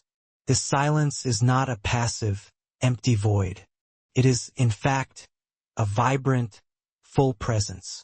It functions as the canvas upon which all sounds are painted. Your fundamental awareness is precisely like that silence. It holds all the transient noise of your mind without ever being disturbed, affected, or defined by it. Try to simply rest as that silent, attentive listening presence. Another powerfully transformative practice involves gently asking yourself throughout your day, who is aware or what is aware right now? When you are observing a tree, registering a sound, or generating a thought, you can softly turn the question back upon itself. What exactly is this knowing quality? What is the awareness that is experiencing this specific moment? Do not strain to locate an answer articulated in words or concepts. The conceptual mind will invariably attempt to answer, I am aware. But then you can follow up by asking, and who is aware of that thought? Instead, strive to feel into the direct, raw experience of awareness itself. It possesses no color, no discernible shape, and no fixed location, yet it is undeniably present. It is the fundamental light by which you experience your entire existence. By repeatedly directing your attention toward this inner light, you gradually begin to identify with the awareness far more than with the fleeting objects it illuminates. Finally, consciously practice trusting this underlying, inherent goodness, particularly during moments when you feel emotionally low or at your worst. When you inevitably make a mistake or feel completely overwhelmed by a difficult emotion, instead of automatically descending into the familiar pit of self-criticism, gently offer yourself a reminder of the diamond hidden in your coat. You can place a hand upon your heart and softly affirm, beneath this temporary confusion, my essential nature is pure. Beneath this overwhelming sadness, my heart remains whole. This is emphatically not mere positive thinking or emotional denial. It is a profound act of unwavering trust in your own deepest, most fundamental nature. It is the act of remembering that no matter how worn, tattered, or disgraced the outer coat may appear, the precious jewel within remains perfectly, brilliantly, and beautifully intact. Let us pause for just a quiet moment. Feel the still presence that is currently listening to these very words, not the function of the ears, but the pure awareness residing behind them. This is your true home ground. This is the enduring source of all peace. If resting in this quiet, spacious center feels like finally coming home, I invite you to subscribe to Sleepy Monk. Let us continue this journey of rediscovering this immense inner treasure together, to lovingly uncover the luminous mind that rests within. To fully find the diamond in the coat, however, we require a clear, reliable, and steady tool. That essential tool is mindfulness. While we have made several references to mindfulness throughout our journey, it is so utterly central to the entire path that it demands its own thorough, deep exploration. Mindfulness, or sati, is precisely the art of paying deliberate attention to the present moment, doing so intentionally and without overlaying any form of judgment. It is the simple yet profoundly radical practice of gently waking up from the habitual dream of our compulsive thinking and arriving fully into our lives exactly as they are unfolding, right here, right now. It is constantly paired with its indispensable partner, concentration, or samadhi, which is defined as the ability to maintain our attention stable and collected once we have focused it on an object.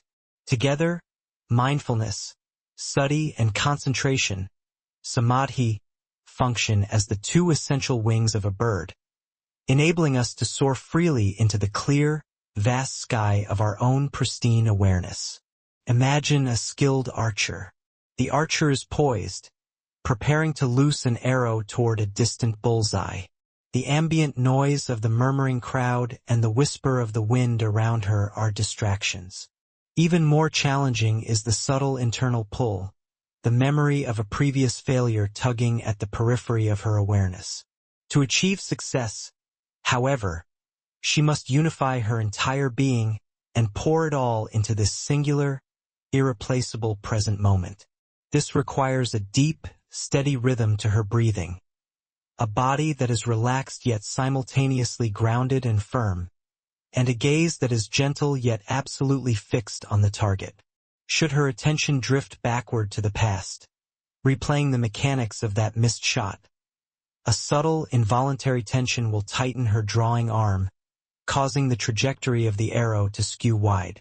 Similarly, if she projects herself into the future, obsessing over the glory of success or the crushing shame of failure, her focus will inevitably blur, throwing her aim disastrously off course.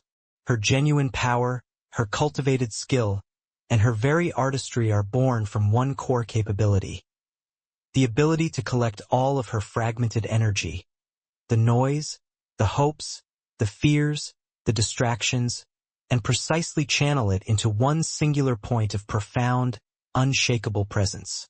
In that peak, final moment of release, the duality dissolves. There is no longer a separate archer, no defined target, no past to haunt her, and no future to fear. There is only the pure, undivided action, the flight of the arrow itself. This state of collected, mindful awareness is the precise quality we seek to cultivate within Buddhist practice. However, most of the time, our minds operate in stark opposition to the archer's focus. Our mental energy is perpetually scattered across 1,000 directions. We find ourselves physically driving a car while mentally replaying an argument from the previous day. We might be eating lunch, but we are simultaneously drafting tomorrow's urgent email. We sit in conversation with a loved one, nodding and smiling politely, while our inner world is 1,000,000 miles away, hopelessly lost within a labyrinth of self-generated worry. We are almost never completely present where our body is located. This constant, scattered distraction is a form of psychic sleepwalking, meaning we are not truly inhabiting or living our actual lives. Instead, we are trapped living within a mere mental simulation of them. This deeply distracted state is, in fact, a primary source of human suffering. It systematically robs us of the inherent richness, beauty, and texture available only in the present moment.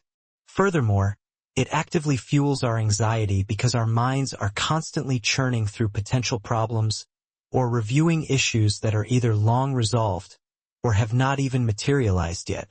Mindfulness, sati, is the gentle yet determined practice of waking up from this pervasive dream state. It is the deliberate act of retrieving our attention from the scattered realms of the past and the future and anchoring it firmly within the direct, tangible reality of the here and now. The cultivation of mindfulness is considered the very heart of Buddhist meditation. It is the specific training that empowers us to observe the intricate workings of our own minds with clarity and compassion, rather than being passively and helplessly tossed about by every passing mental current. When sustained mindfulness is present, you begin to perceive your thoughts for what they truly are: fleeting mental events, like clouds moving across a vast sky, rather than absolute, undeniable truths or compulsory commands. For instance, you can observe a thought of anger emerge, and instead of instantly identifying with it and reflexively acting out, you can simply acknowledge it by internally noting, anger is present. This moment of recognition creates a crucial gap of awareness, a sacred pause. Within that expanded space, authentic freedom resides. In that space, you gain the capacity to choose to respond to life with wisdom and kindness, instead of merely reacting based on blind, destructive habit. This is the profound mechanism by which we begin to untangle ourselves from our most deeply ingrained and destructive behavioral patterns. Mindfulness is also profoundly characterized by kindness. The foundational instruction requires us to pay attention without judgment.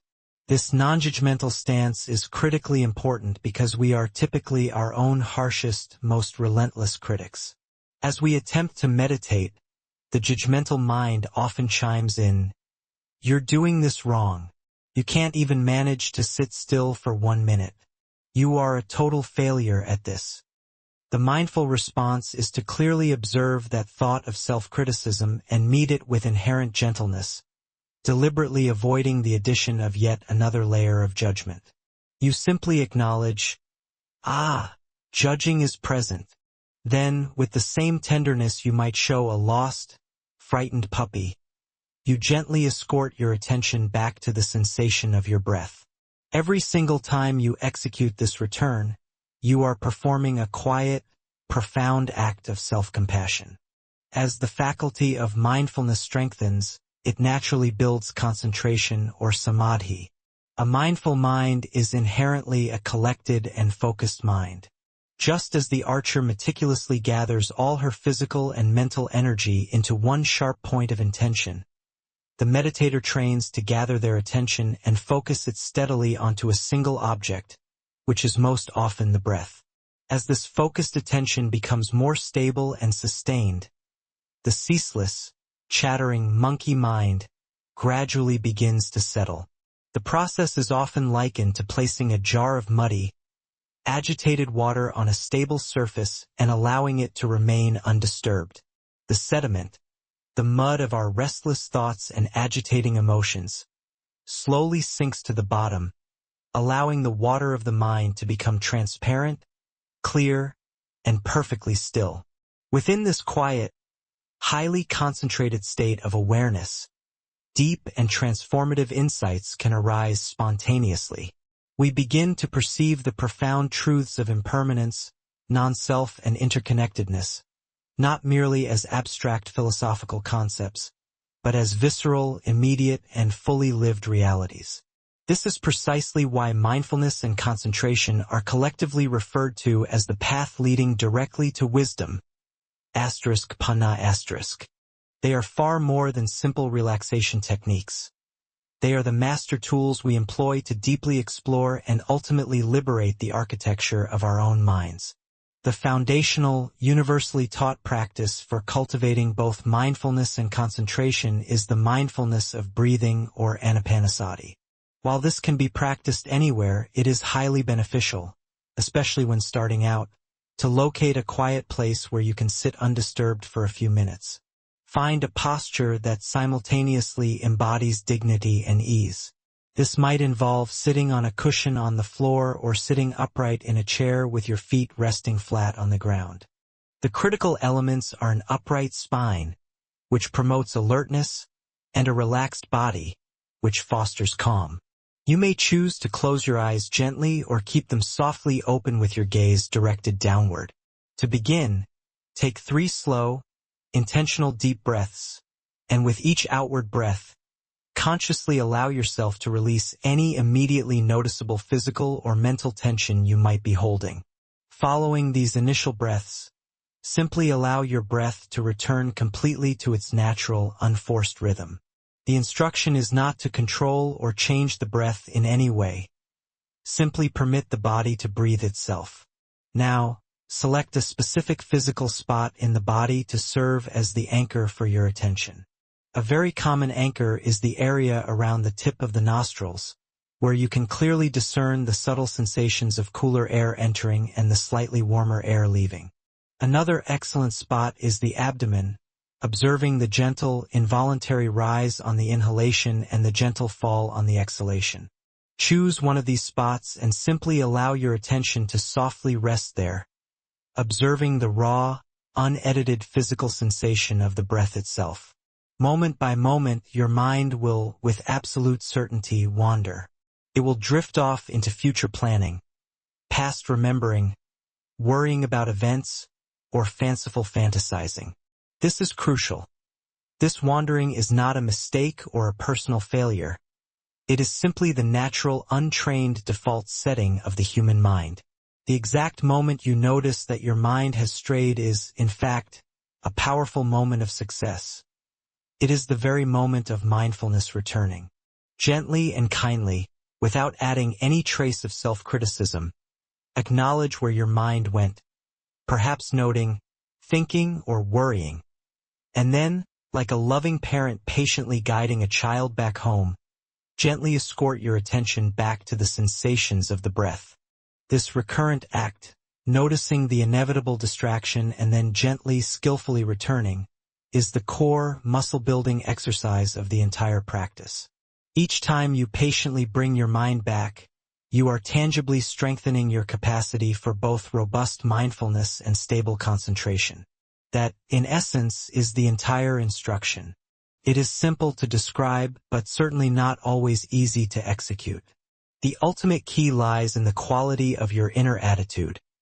It must be characterized by gentleness, patience, and infinite kindness toward yourself. You can and should also integrate mindfulness directly into your daily activities. This is known as the practice of informal mindfulness. When you are washing dishes, strive to simply wash the dishes. Feel the warmth of the water enveloping your hands. Notice the iridescent shimmer of the soap bubbles. Hear the specific sound of the plates clinking. When you are walking from your car to your office, feel the raw sensation of your feet making contact with the earth. Notice the precise movement of your body traversing space. When you are listening to a loved one, offer them the precious gift of your undivided, full attention. Listen not only to the literal words they speak, but also to the underlying feelings and needs that motivate those words. Consciously let go of rehearsing your internal reply and simply be present for them. These moments of informal practice are just as vital and transformative as formal sitting meditation. They are the method by which we weave deep presence into the fabric of our entire existence, slowly transforming the seemingly mundane into the truly sacred. Let us pause together for a brief moment now. Bring your full awareness to the sensation of your own breath. Feel one complete inhalation followed by one complete exhalation. You are here. You are present. This singular moment is a gift.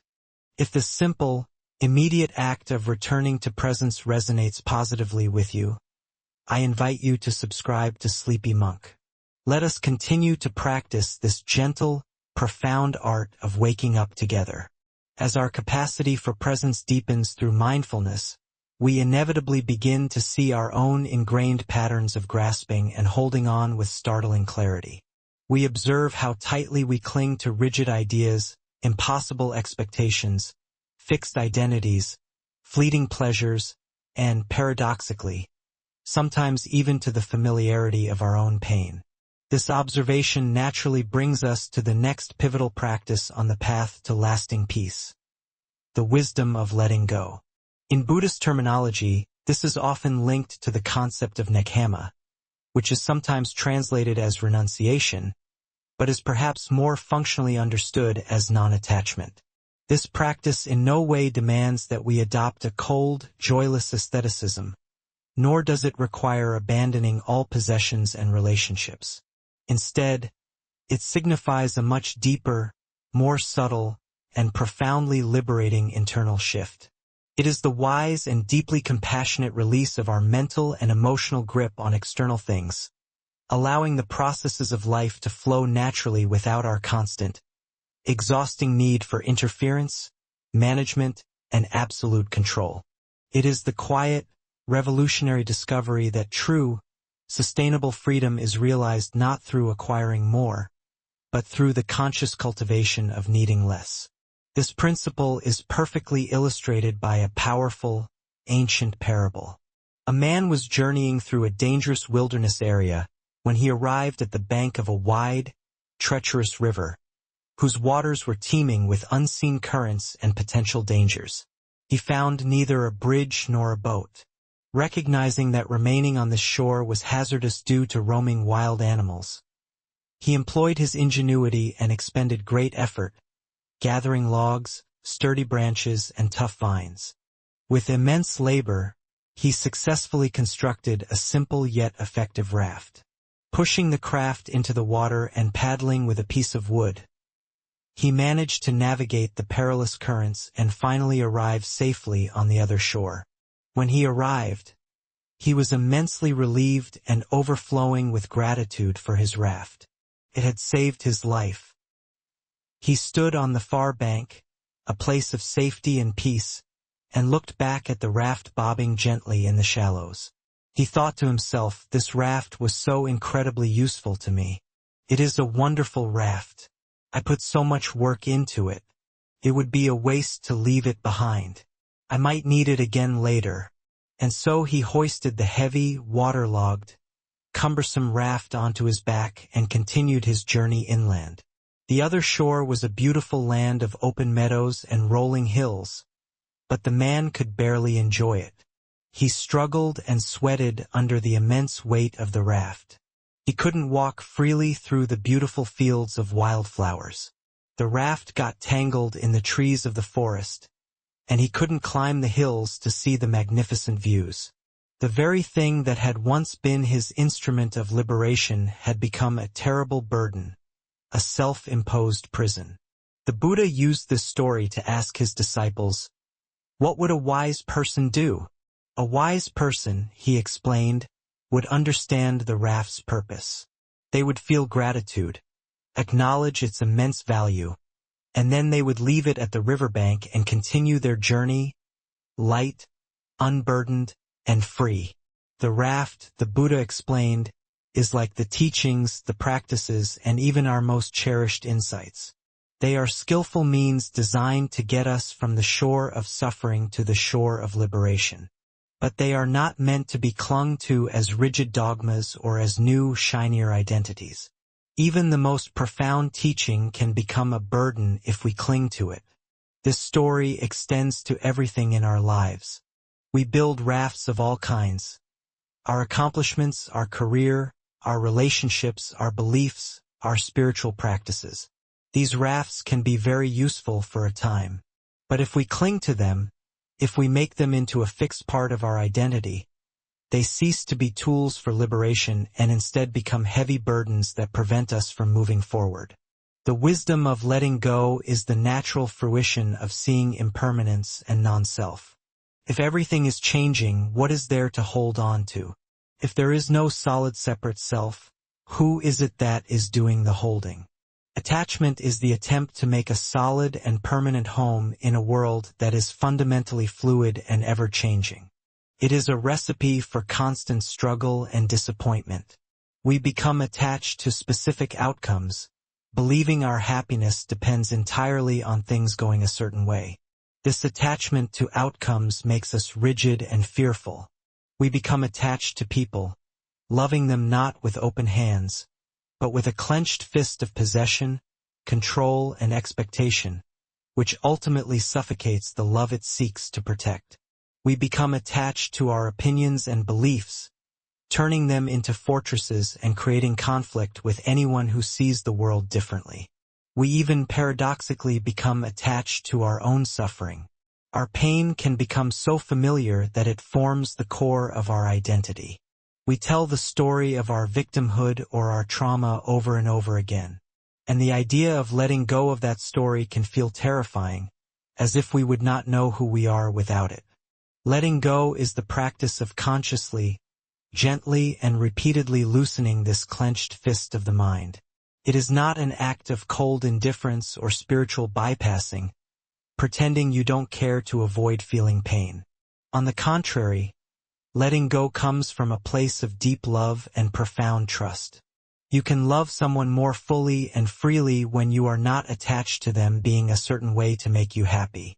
You can engage with your work more creatively and joyfully when you are not desperately attached to a specific outcome.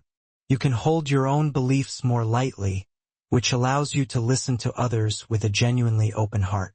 Non-attachment is not about not caring. It is about caring so much that you are willing to release your own ego's agenda and allow life and other people to be as they are. It is a profound trust in the unfolding of the universe. This is especially important in our spiritual lives. Sometimes we can become attached to a particular meditation technique, a teacher, or a certain kind of blissful experience. We might have a wonderful meditation one day and then spend weeks trying to replicate it, creating nothing but frustration and tension. The raft parable reminds us to hold our practices lightly. They are tools. Use them skillfully, but don't turn them into another thing to possess. The goal is not to become a good meditator. The goal is to be free. How do we practice this subtle and profound art of letting go in our daily lives? It begins with noticing the feeling of clinging. Attachment has a distinct physical and mental signature. It feels like a tightening, a tension, a clenching, a sense of holding your breath, of holding on for dear life. When you notice this feeling arising in response to a situation, you can begin the practice. One powerful technique is a releasing visualization. When you feel yourself clinging to a worry, a resentment, or an expectation, close your eyes for a moment if you can. Imagine placing that thought or feeling into the palm of your hand. Look at it with kindness. Acknowledge its presence without judgment. Then in your mind's eye, visualize yourself gently opening your hand and letting the wind carry it away. Or you can imagine placing it on a leaf in a stream and watching it float peacefully out of sight. Repeat this as many times as you need. This is a way of training the mind in the physical sensation and the emotional intention of release. Journaling can also be a powerful tool for working with deeper attachments. You can make a list of things you notice you are attached to. They might be big things like a career goal or a particular relationship dynamic, or small things like the need for your house to be perfectly tidy.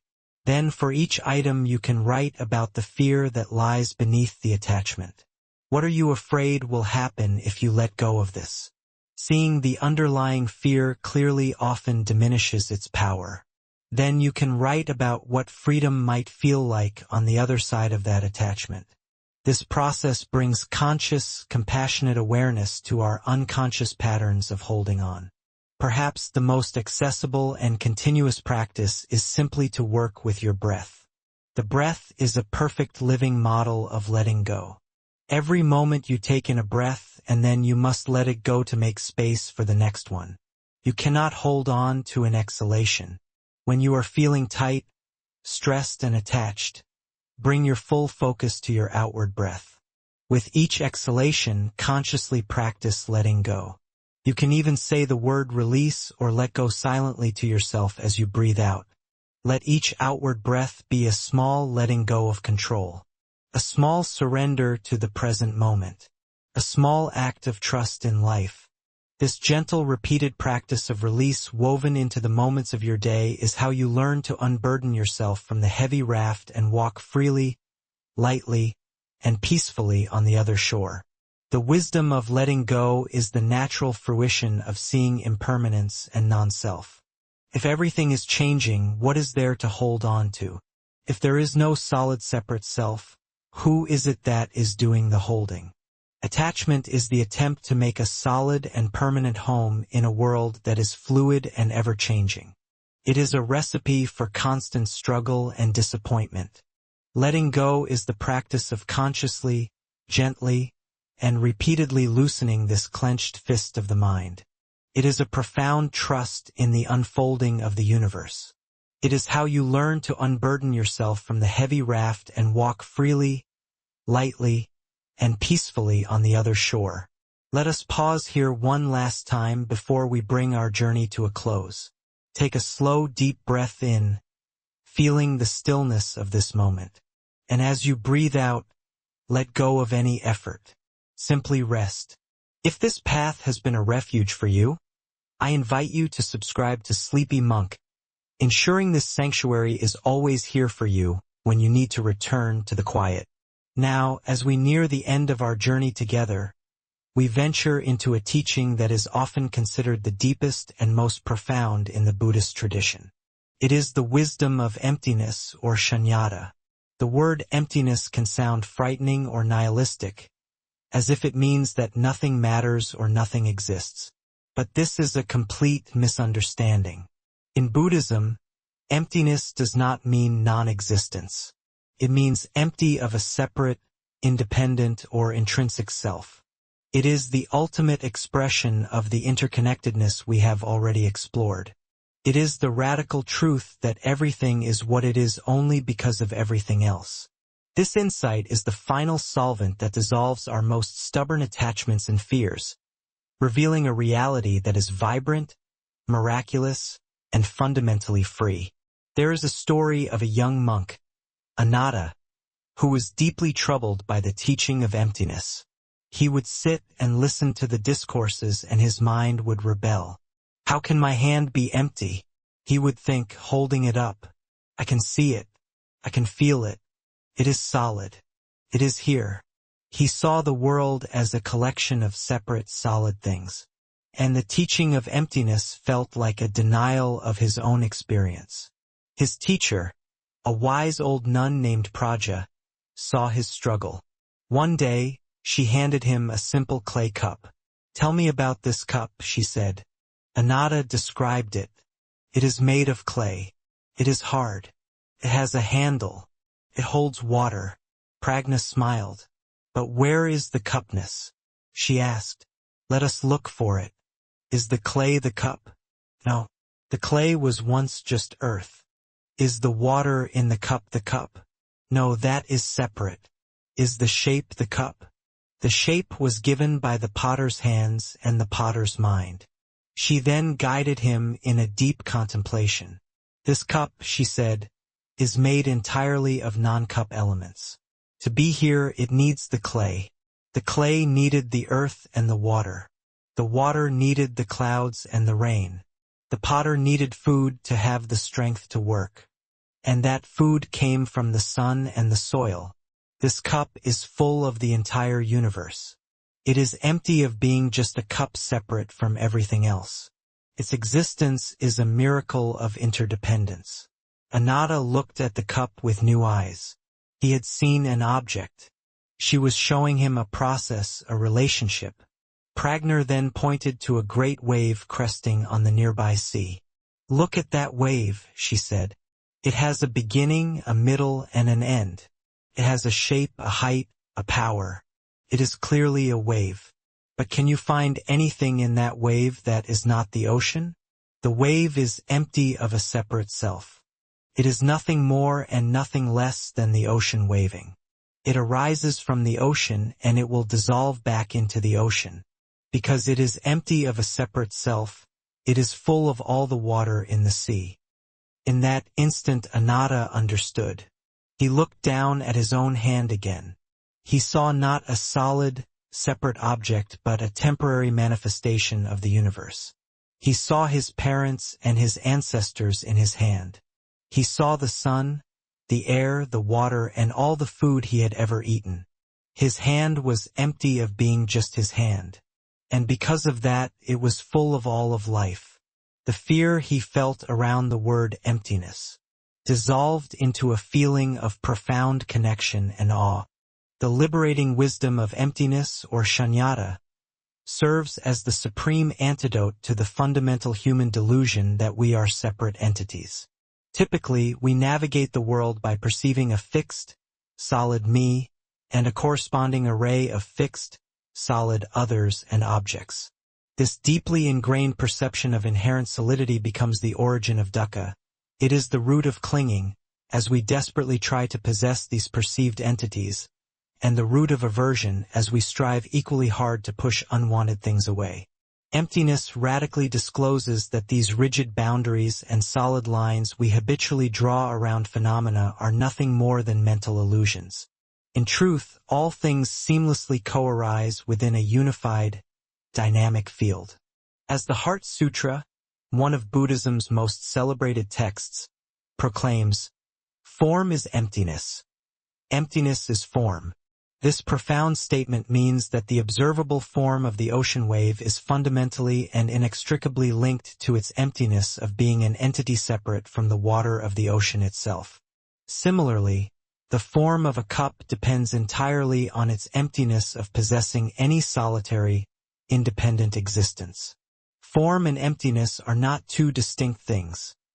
Rather, they are two complementary aspects of the very same ultimate reality. When this fundamental reality truly sinks in, our entire relationship with life undergoes a dramatic transformation.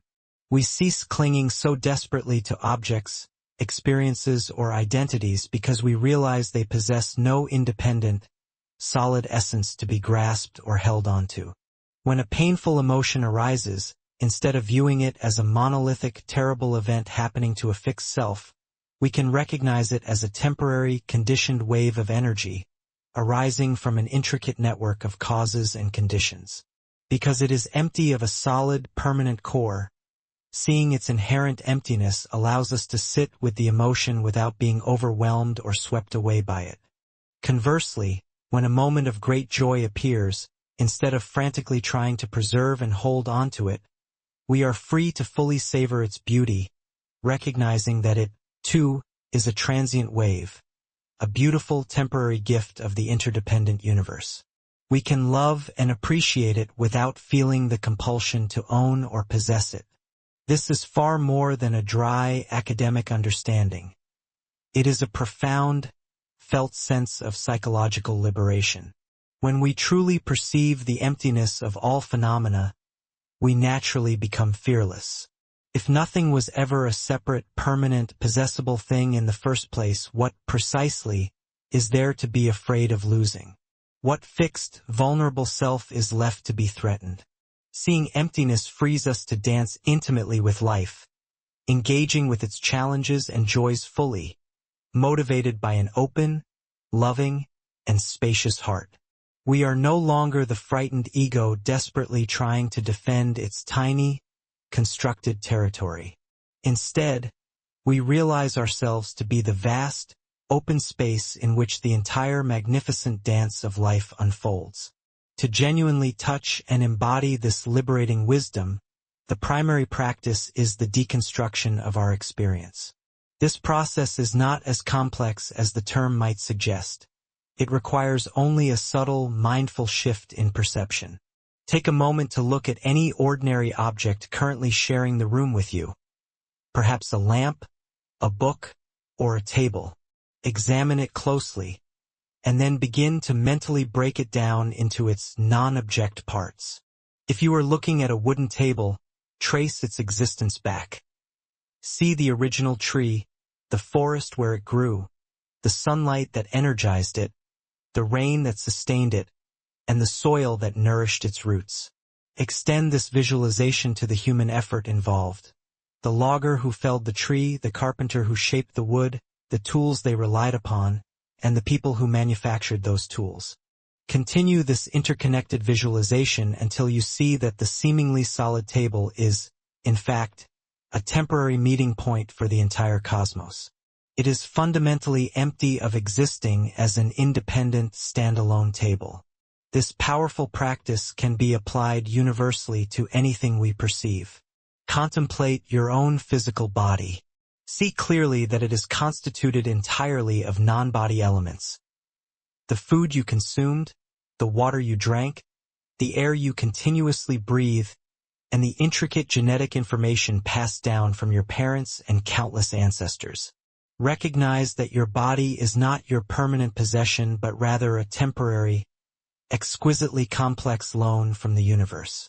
This understanding does not diminish the body's inherent preciousness.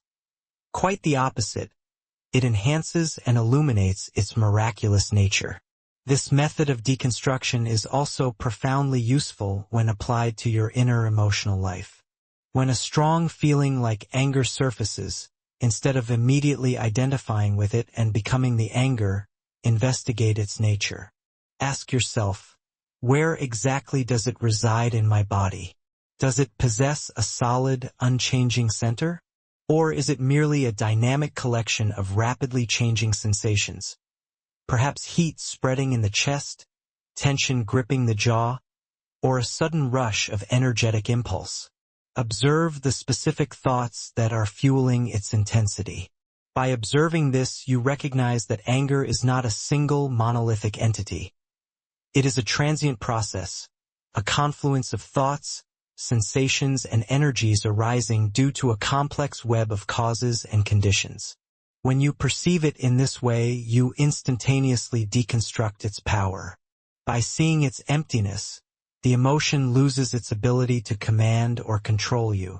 The most refined practice for realizing emptiness is simply to rest gently in open awareness, abstaining from the mind's habitual need to label, categorize, or conceptualize.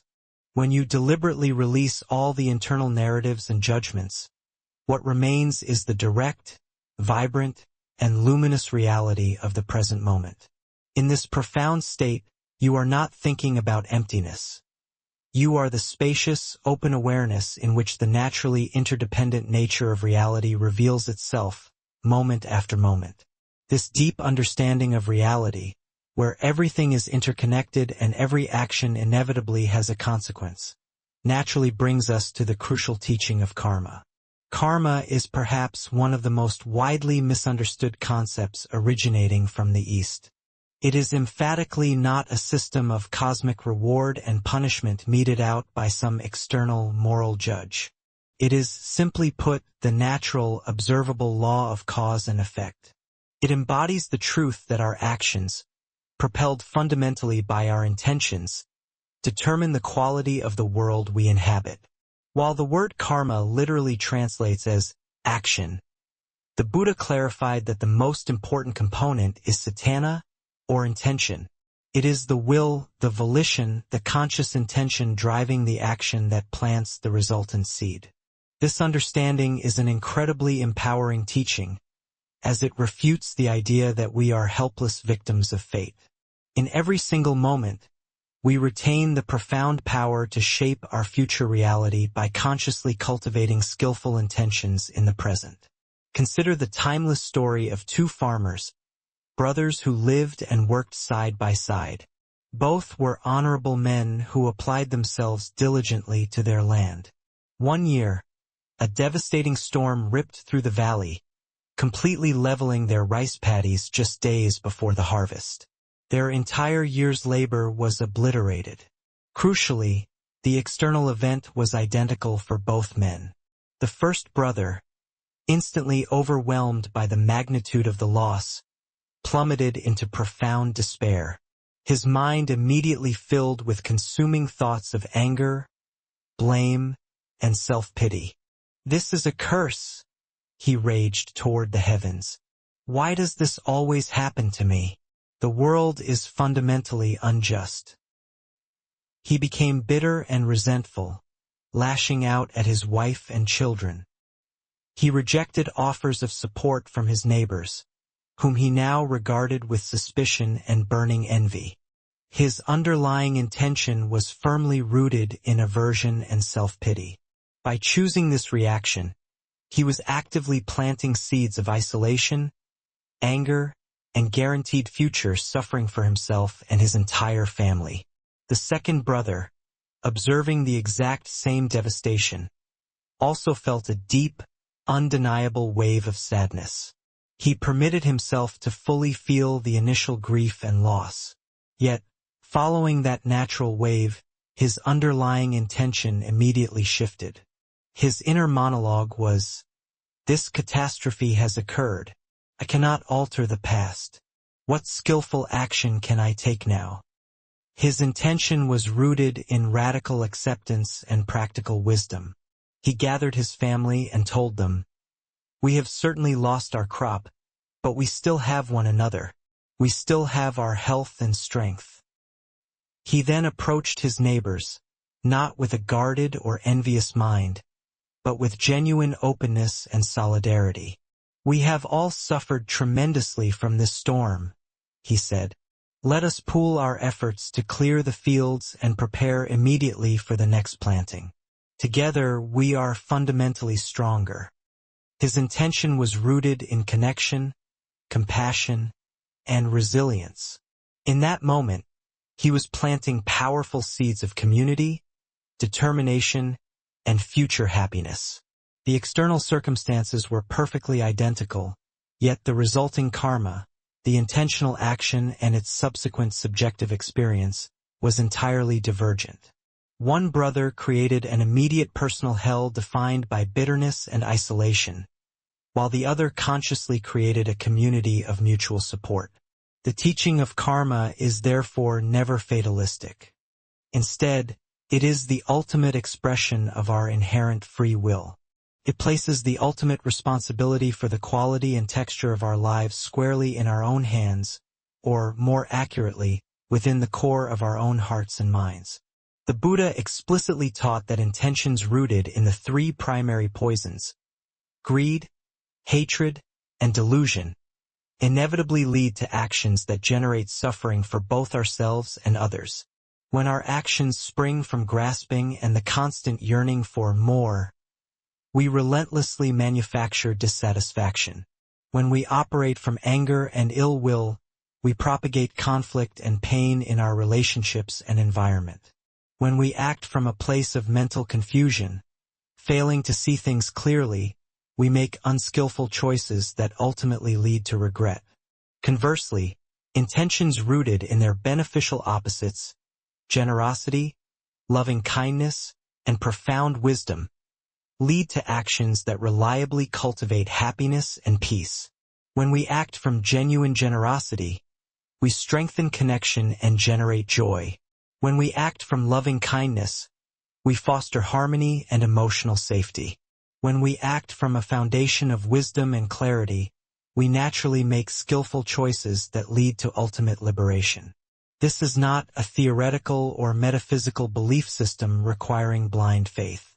You can directly observe the operation of this karmic law within your own life every single day. Simply notice the stark difference in how you feel internally after angrily lashing out at someone compared to the quiet satisfaction you experience after offering a genuine word of kindness. The results are immediate, internal, and tangible. The most reassuring and beautiful aspect of this teaching is that it is genuinely never too late to change course. While your past karma has indeed shaped your current circumstances, your present karma, the intention you hold right now, is actively constructing your future. You are neither defined nor condemned by prior actions. In this very moment, you possess the absolute power to plant a new, beneficial seed. You can consciously choose to cultivate a kind thought, decide to perform a small, selfless act of generosity, or elect to respond to a difficult situation with patience instead of impulsive reactivity. Each of these mindful choices constitutes a powerful karmic act that fundamentally alters the trajectory of your life. Karma empowers us to move beyond being passive victims of circumstance and to become the conscious, loving architects of our own experience. To work skillfully and effectively with the law of karma, it is essential that we bring penetrating mindfulness to our intentions. A foundational practice is daily intention setting.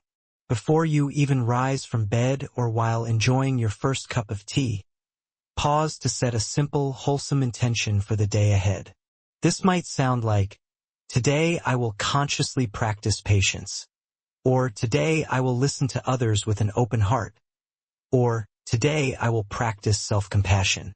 Setting a conscious intention at the start of the day acts like an inner rudder, gently guiding your subsequent actions in a skillful, beneficial direction. Throughout the day, make a habit of practicing mindful pauses. Before you speak, before you click send on that email, or before you react impulsively to a trigger, deliberately take one conscious breath. In that brief, sacred gap, you can check in with your established intention. Is what I am about to say or do originating from a place of kindness and clarity? Or is it driven by fear, anger, or egoic impulse? This small, intentional pause can represent the entire difference between generating wholesome karma and generating painful suffering. At the close of the day, you can engage in a gentle practice called a karma review. This is not intended to be self-judgmental or guilt-inducing. It is purely an exercise in compassionate self-reflection. Ask yourself honestly, what were the true intentions motivating my major actions today? When did I successfully manage to act from a place of kindness and clarity? And when did I get caught up in unskillful reactivity? The sole purpose of this review is learning, to understand your own habitual mental and emotional patterns more profoundly so that you are equipped to make wiser choices tomorrow. Finally, actively practice the karma of generosity or dana. This form of giving does not necessarily involve money. You can be generous with your focused attention, with your time, with genuine listening, with an honest smile, or with a well-timed word of encouragement. Every act of giving, irrespective of its size, when executed with the pure intention of genuinely wishing another well, is an extraordinarily powerful way to generate positive karma. It helps to break the hypnotic spell of the self-centered mind and connects us directly to the inherent joy of our shared humanity. By consistently becoming mindful of our underlying intentions, we successfully transform our life from a mere series of random, chaotic happenings into a conscious, meaningful, and beautiful path of awakening. And where, ultimately, does this path lead? What is the final, unshakable shore that the raft of practice was constructed to reach? In Buddhism, this supreme culmination, the fruition of the entire path, is known as nirvana. This, too, is a term that is frequently and deeply misunderstood. Nirvana is not some heaven-like paradise reserved for an afterlife destination. It is a realized state of being that is wholly accessible and available right here, in this very lifetime. The word nirvana literally means to extinguish or to blow out. What precisely is extinguished? It is the destructive fires of greed, hatred, and delusion. It represents the complete and utter cessation of all suffering and the deep roots of its causes. It is the mind's final, unshakable liberation. It is the experience of a profound, lasting peace that arises naturally from seeing reality exactly as it is, without distortion. Imagine, if you will, that you have been continuously carrying a massive, impossibly heavy boulder on your back for your entire life. You have borne this burden for so long that you have completely forgotten what it feels like to live without it. You assume the chronic ache in your shoulders and the constant strain in your legs are simply the normal baseline state of existence. This weight dictates every aspect of your movement, where you can travel and how you perceive the world. Every action is a struggle. Then, one transformative day, through diligent practice and sudden insight, you finally grasp that you have the power to put the boulder down. You lean forward, and with a monumental sigh of release, you allow the enormous weight to roll off your back and settle onto the earth. In that instant, what washes over you? An indescribable lightness, a sensation of freedom you never imagined possible, a profound and immediate sense of ease and relief. The very air you breathe feels different. The light seems brighter. You can stand tall for the first time, you can run, you can dance. That sheer feeling of instantaneous relief, of total unburdening, of final, absolute release, that is a potent metaphor for nirvana. Crucially, nirvana is not an escape from life. It is the radical beginning of truly living, completely free from the crushing weight of our self-created mental burdens. Nirvana emerges as the natural, inevitable result of deeply seeing the profound truths we have been exploring. When you truly and deeply realize the truth of impermanence, your frantic clinging to fleeting pleasures and states is naturally extinguished. When you truly and deeply realize the truth of not-self, the ego's desperate, unending projects of self-preservation and self-aggrandizement are extinguished.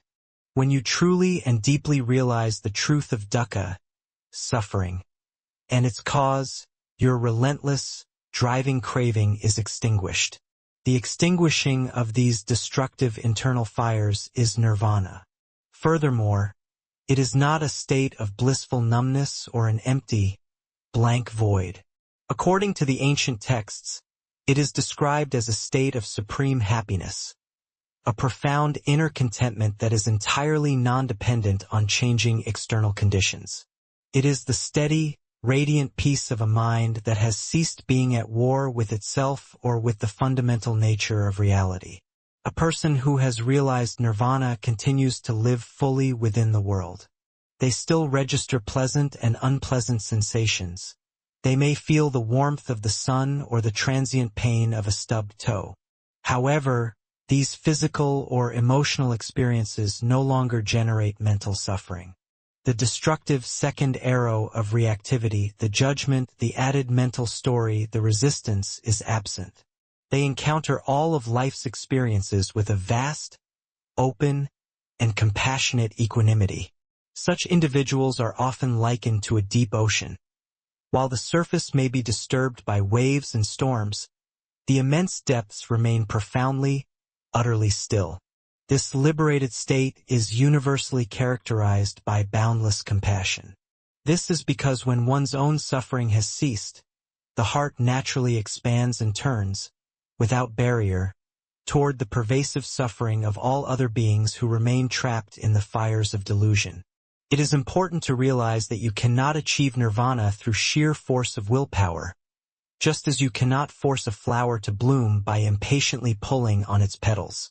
It is the natural, organic unfolding that occurs when one diligently and patiently cultivates the entire path of practice. The practice for realizing nirvana is the path itself. The essential application, therefore, is simply to trust the developmental process. The way to the other shore is to continue using the raft of practice skillfully and consistently. The final, essential practice is simply this: to continue tirelessly to practice mindfulness, gently bringing your attention back to the reality of the present moment again and again.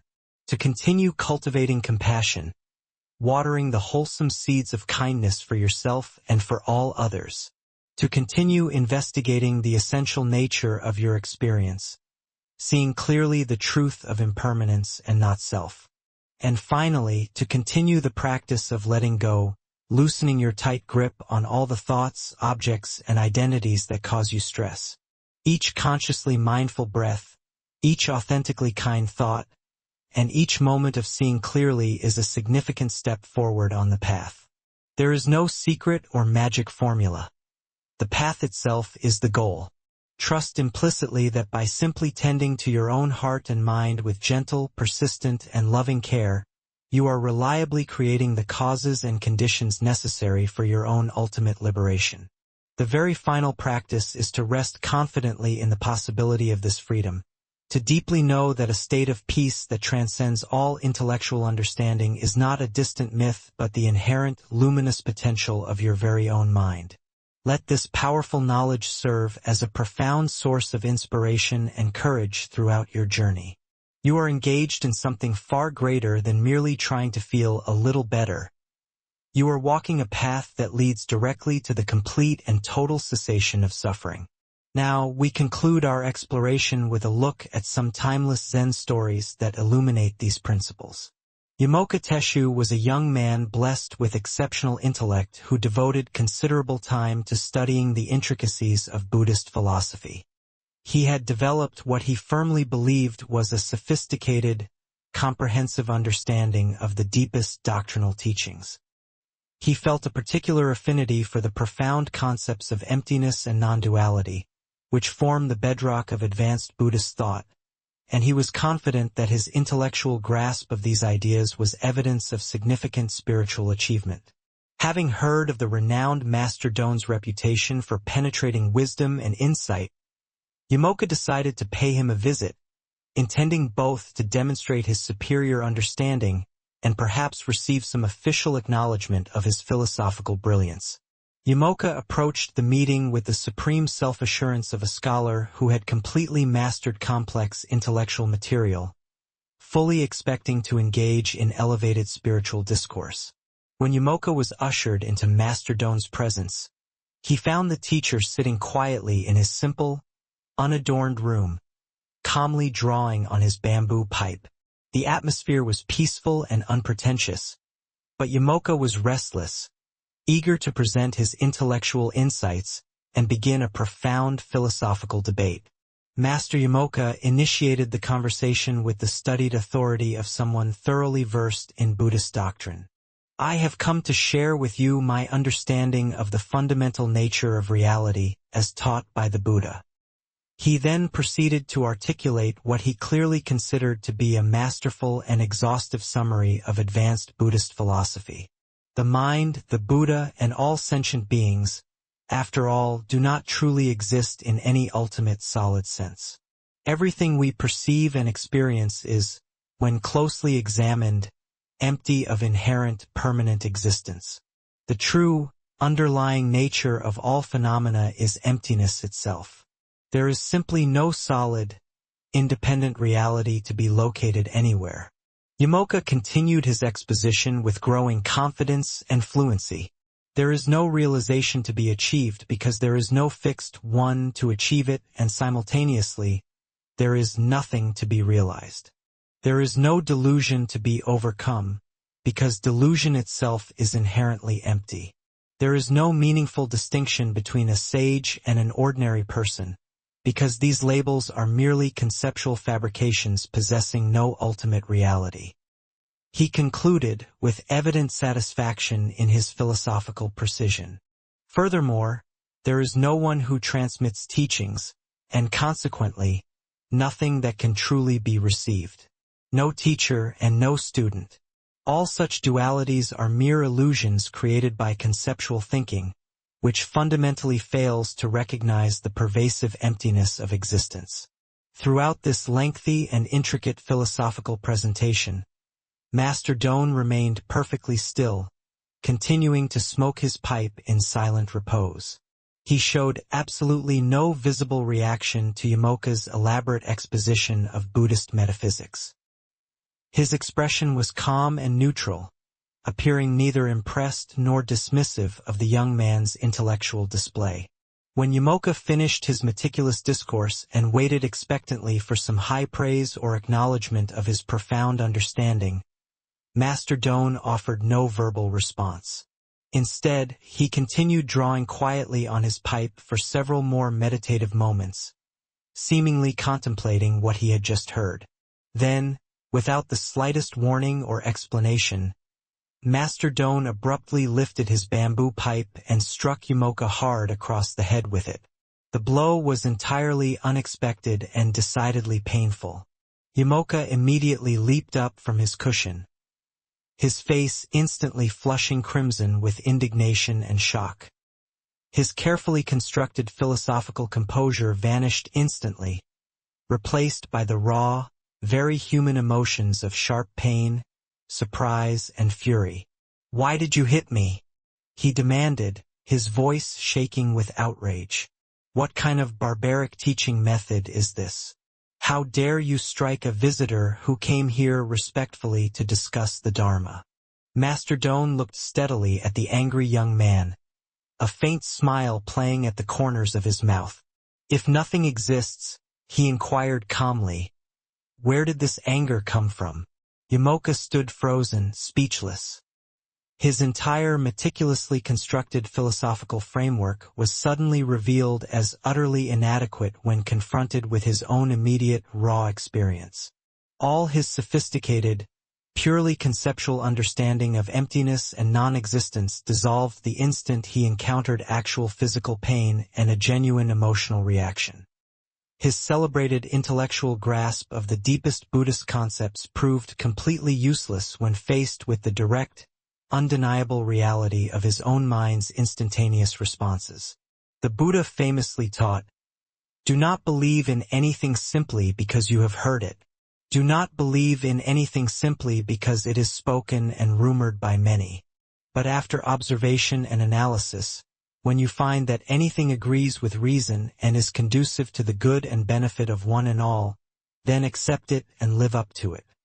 This timeless, ancient wisdom beautifully illuminates the crucial gulf that separates the intellectual acceptance of spiritual teachings from authentic, realized wisdom, the kind that fundamentally transforms the way we actually live and behave.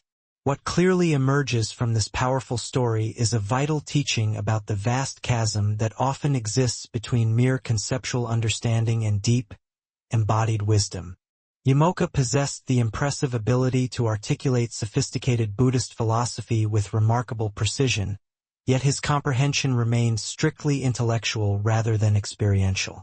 When abruptly challenged by the immediate, painful reality of the moment, his theoretical concepts offered him absolutely no real guidance or emotional stability. This tale exposes a recurrent, problematic pattern in spiritual development. The accumulation of vast spiritual knowledge that remains tragically separate from actual inner transformation. We may diligently study the teachings on non-attachment while remaining intensely attached to our self-conceived spiritual identity. We may intellectually understand the theories concerning the illusory nature of the ego while simultaneously defending our self-image with fierce intensity. We can master the complex vocabulary of enlightenment while still remaining hopelessly caught in the same emotional patterns we have always experienced. Master Doan's teaching approach was both brilliantly skillful and brutally direct. Instead of getting drawn into an abstract philosophical debate, he engineered an immediate physical situation designed to starkly reveal the difference between Yamoka's sophisticated concepts and his actual, lived level of realization. The moment the pipe struck his head was not an act of aggression, but a deeply compassionate teaching device, designed instantly to show the young man precisely where his understanding remained purely theoretical.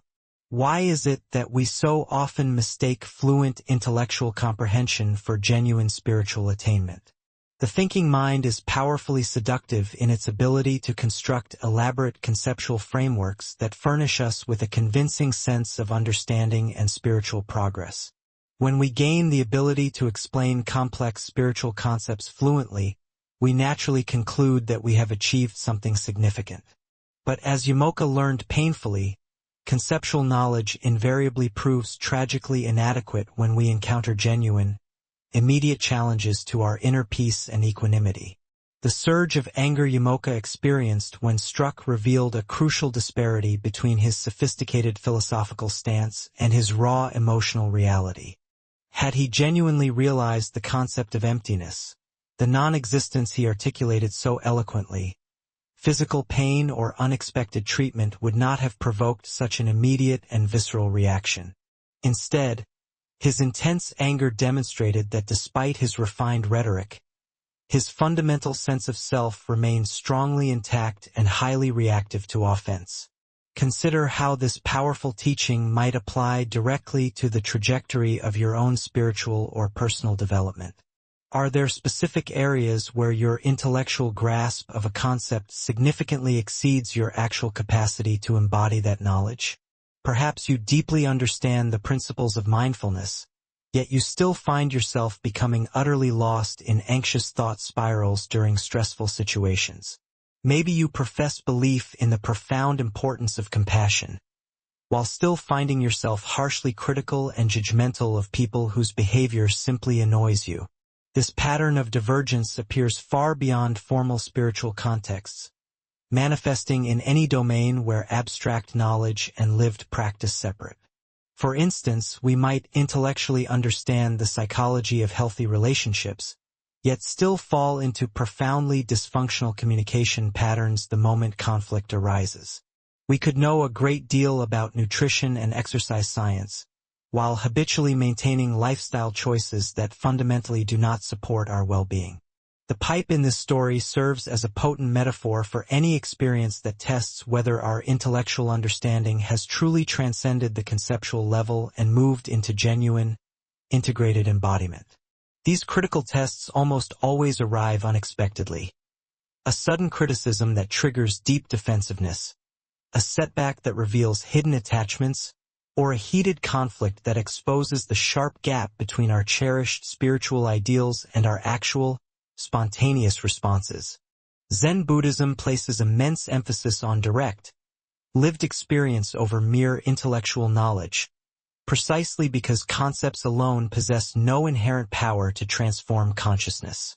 We can study complex meditation techniques for years, but often, simply sitting quietly with a restless, chaotic mind for 20 minutes teaches us more about the true nature of awareness than reading countless theoretical books on mindfulness. Master Doan's probing question, "Where did this anger come from?" pointed directly to the gaping contradiction between Yamoka's stated philosophical position and his immediate, unfiltered experience. If nothing truly exists, including a self that could possibly be offended, then anger should have no basis for arising. The speed and intensity with which the anger did arise revealed that Yamoka's profound realization of emptiness remained stubbornly conceptual rather than deeply experiential. The Buddha himself advised, "However many holy words you read, however many you speak, what good will they do you if you do not act upon them?" Yamoka had absorbed many sacred words about emptiness and non-existence, but his physical reaction to the pipe demonstrated conclusively that these words had not yet transformed his actual, moment-to-moment relationship to lived experience. What is truly remarkable about this teaching encounter is the sheer speed with which it revealed the truth of Yamoka's situation. Rather than allowing him to continue building elaborate intellectual frameworks that might have taken years to gently deconstruct, Master Doan's direct, shocking intervention instantly exposed the critical gap between abstract knowledge and genuine realization. Tonight, as you reflect on your own spiritual and personal development, can you honestly identify areas where your intellectual understanding might be outpacing your actual capacity to embody what you know? When tomorrow inevitably brings unexpected challenges, the metaphorical pipes that test our inner equanimity, will you respond from genuine, integrated realization, or merely react from conditioned patterns? As the Buddha eloquently taught, the mind is everything. What you think, you become. Perhaps the deepest thinking of all is learning to think less and embody more, discovering that true wisdom reveals itself not in what we can fluently explain about emptiness, but in how profoundly empty we can remain when the metaphorical pipes strike our heads. Our next story speaks directly to the precise moment when intellectual understanding finally transcends effort and striving. This is No Water, No Moon. The nun Chiono had devoted many years to intensive Zen study and rigorous practice. She spent countless hours sitting in meditation, wrestling with profound koans, and contemplating the deepest, most subtle teachings of the Buddha. Her dedication was unwavering. She rose before dawn each day, sat in perfect posture through significant pain and discomfort, and approached her spiritual practice with a fierce, singular determination that impressed even her seasoned teachers. Despite her sincere efforts and obvious commitment, however, the ultimate experience of enlightenment continued to elude her grasp. She could understand the concepts intellectually, speak eloquently about emptiness and non-duality, and even competently guide other students through basic meditation techniques. But the final breakthrough, the direct, transformative realization, remained frustratingly just beyond her grasp. Years passed in this way, and Chiono began to feel a profound, growing frustration with her practice. She watched as other students seemed to achieve deep, sudden insights that remained utterly mysterious to her. She questioned her methods, intensified her efforts relentlessly, and sometimes wondered if she simply lacked some essential, innate capacity for awakening that others possessed naturally. One night, after a particularly long and exhausting day of meditation and study, Chiono was walking slowly back to her small quarters. She carried an old wooden water pail that she had filled at the well earlier that evening. The pail was ancient, held together precariously by strips of bamboo that had grown worn and weak with age. It had served her faithfully for many years, but she could feel it becoming increasingly fragile in her hands. As she walked through the softly moonlit courtyard, she became utterly mesmerized by the sight before her. The full moon hung perfectly suspended in the dark sky above, its bright light illuminating the temple grounds with a soft, ethereal glow. But what truly captured her attention was the flawless reflection of that moon shimmering in the water she carried. There, contained within her humble, fragile pail, was a perfect, unbroken circle of brilliant light. The moon itself, complete and radiant, held perfectly within the water. She walked carefully, almost reverently, watching this reflected moon dance gently with each step she took. The image was so clear, so perfect, that it seemed as real and permanent as the moon in the sky above. For a moment, she felt she was carrying something sacred, transporting this luminous, heavenly presence from the well back to her room. Suddenly, without warning, the aged bamboo strips holding the pail together finally gave way. The bottom of the bucket fell out completely, and all the water rushed instantly to the ground in a single swift motion. In that same instant, the reflection of the moon vanished completely. With no water, there was no moon.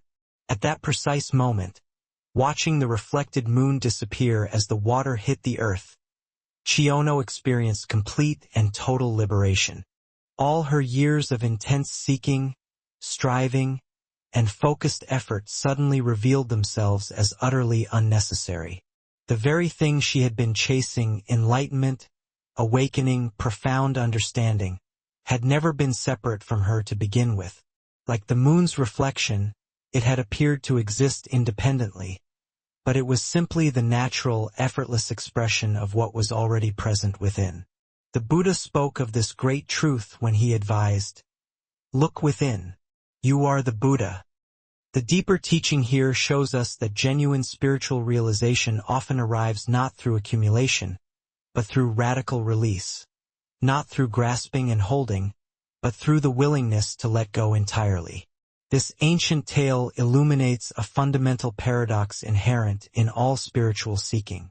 We embark upon the path believing that enlightenment is something we must acquire, achieve, or attain through focused effort and disciplined practice.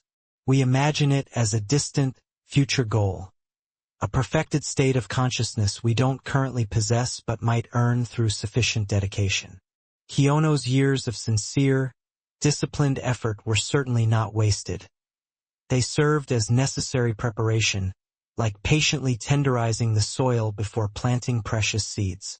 However, her true breakthrough came precisely when she stopped trying to capture and hold onto spiritual realization, and instead simply witnessed its natural, spontaneous arising and dissolving. Why do we find it so profoundly difficult to recognize what is already perfectly present? The inherent structure of the seeking mind creates the very separation it desperately hopes to overcome. When we harbor the belief that awakening exists out there or only in the future, we inevitably overlook the immediate fundamental awareness that is reading these very words right now, the consciousness that experiences thoughts and emotions without ever being limited by them. Consider how this recurring pattern plays out in your own spiritual life or personal development journey. Do you sometimes feel like you are chasing after insights, trying to aggressively grasp peace, or working relentlessly to achieve a particular state of mind that perpetually seems just beyond reach? The very effort to capture and dominate these experiences can ironically prevent us from recognizing that the awareness capable of seeking is already what we are seeking. This truth does not suggest abandoning all spiritual practice or personal growth efforts. Chiono's years of rigorous discipline absolutely created the necessary conditions for her realization. Instead, it points toward establishing a fundamentally different relationship with practice, engaging wholeheartedly in the action while holding the results lightly, like carefully carrying water that might spill at any moment. Zen Master Bankei expressed this deep understanding when he declared, "The unborn is the Buddha mind itself." When you have fully realized this essential fact, the Buddha mind with which you were born from your mother has been doing the Buddha's work from the very beginning. What we are truly seeking in meditation, therapy, or personal growth is simply the recognition of what was never, for a single moment, absent. The water and the moon in the story represent the apparent duality between the seeker and the sought, between the ordinary mind and the awakened mind. As long as we hold the belief that these are separate, that the moon exists independently of the water, we desperately try to protect and preserve our spiritual experiences. But when the container breaks, we discover that the separation itself was always illusory. This transformative teaching extends far beyond formal spiritual practice into every area of life where we relentlessly chase happiness, success, or fulfillment as if these were external objects to be acquired, rather than recognizing them as expressions of our true, internal nature. The perfect relationship, the ideal job, the perfectly peaceful state of mind.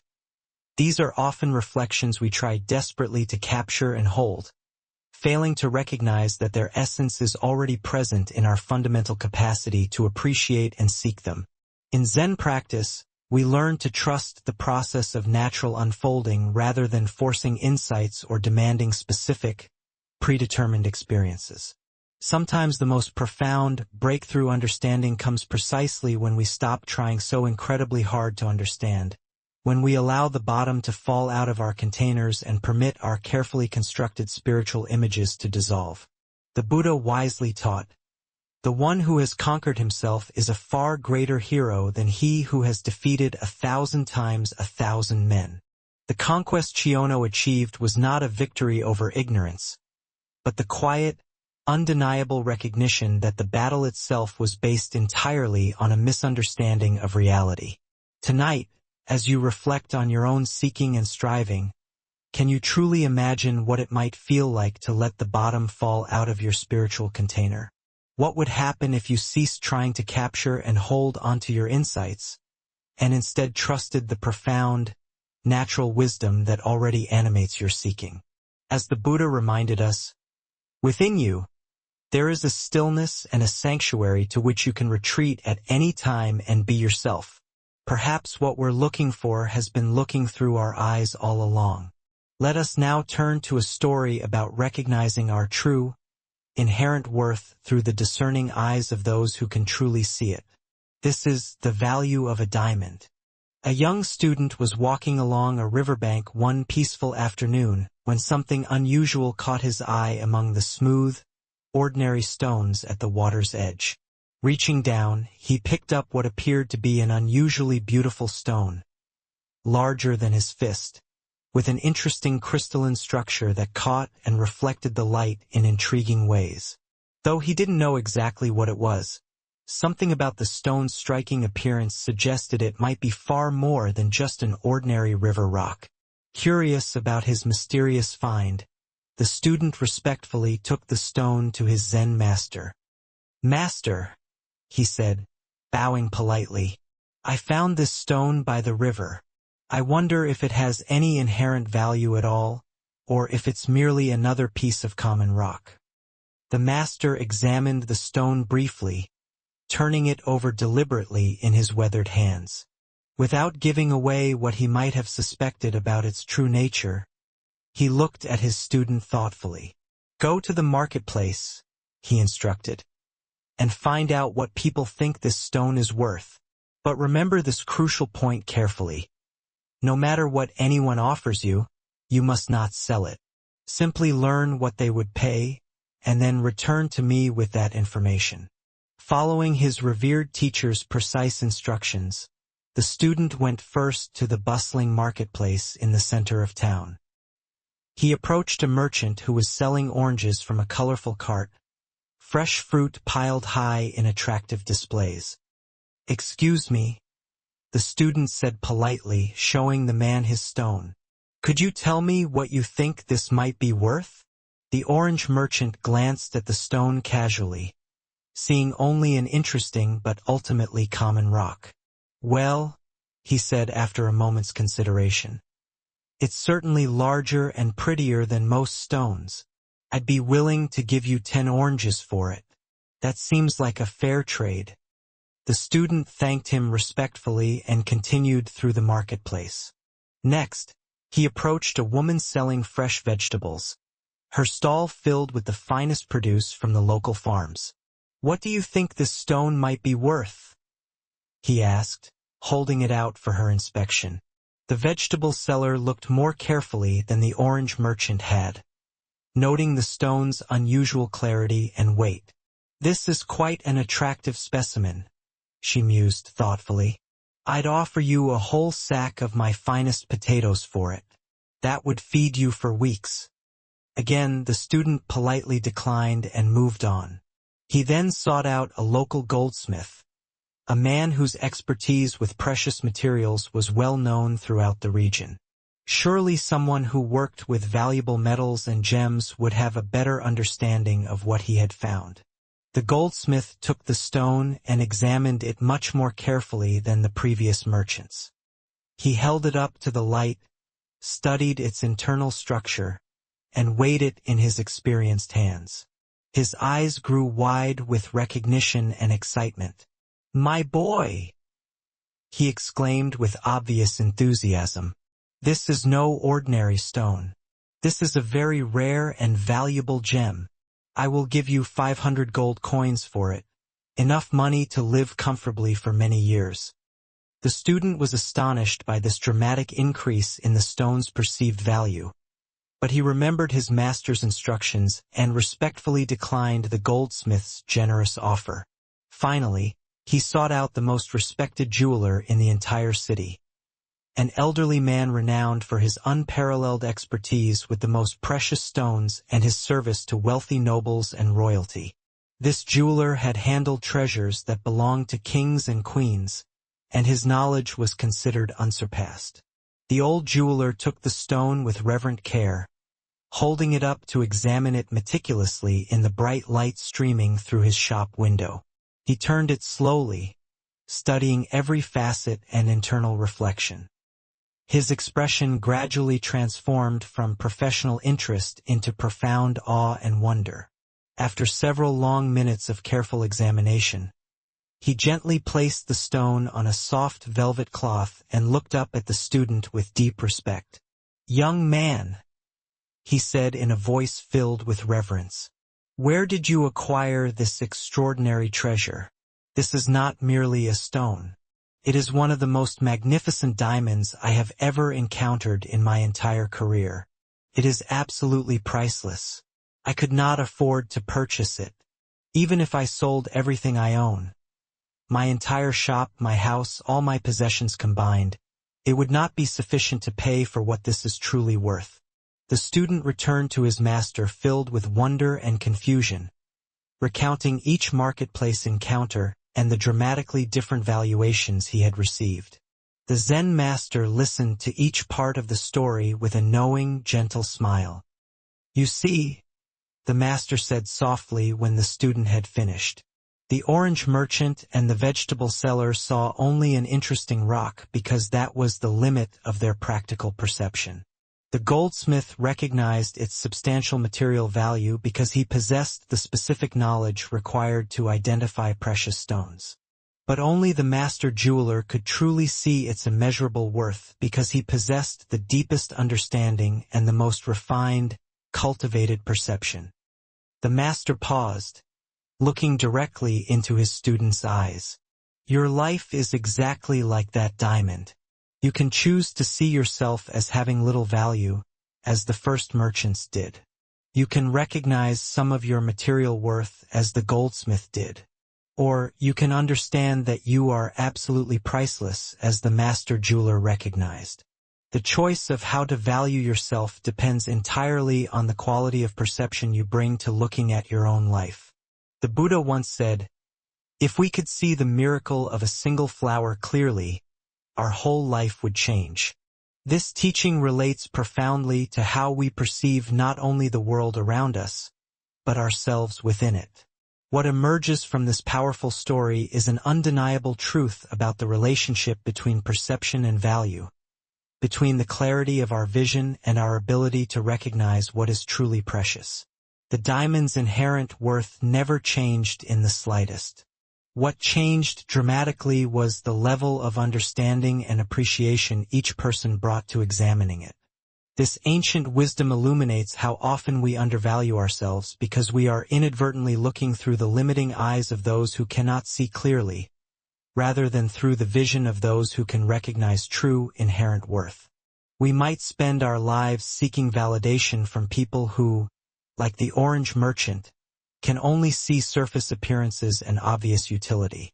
Or we might feel temporarily satisfied when someone recognizes only our material accomplishments, as the goldsmith did, without realizing that our deepest, spiritual value transcends any external achievement. Why do we find it so difficult to recognize our own priceless nature? We are often conditioned by society to measure our worth through narrow external metrics: our productivity, our achievements, our social status, or our ability to meet others' expectations. These measurements, while not entirely meaningless in practical terms, are like looking at a magnificent diamond and thinking only about how many oranges it might purchase. Consider carefully how this teaching applies to your relationship with yourself. Do you sometimes evaluate your core worth based solely on your job performance, your physical appearance, your relationship status? or your financial situation. These external aspects of life certainly matter practically, but judging yourself by them is like the goldsmith's limited valuation.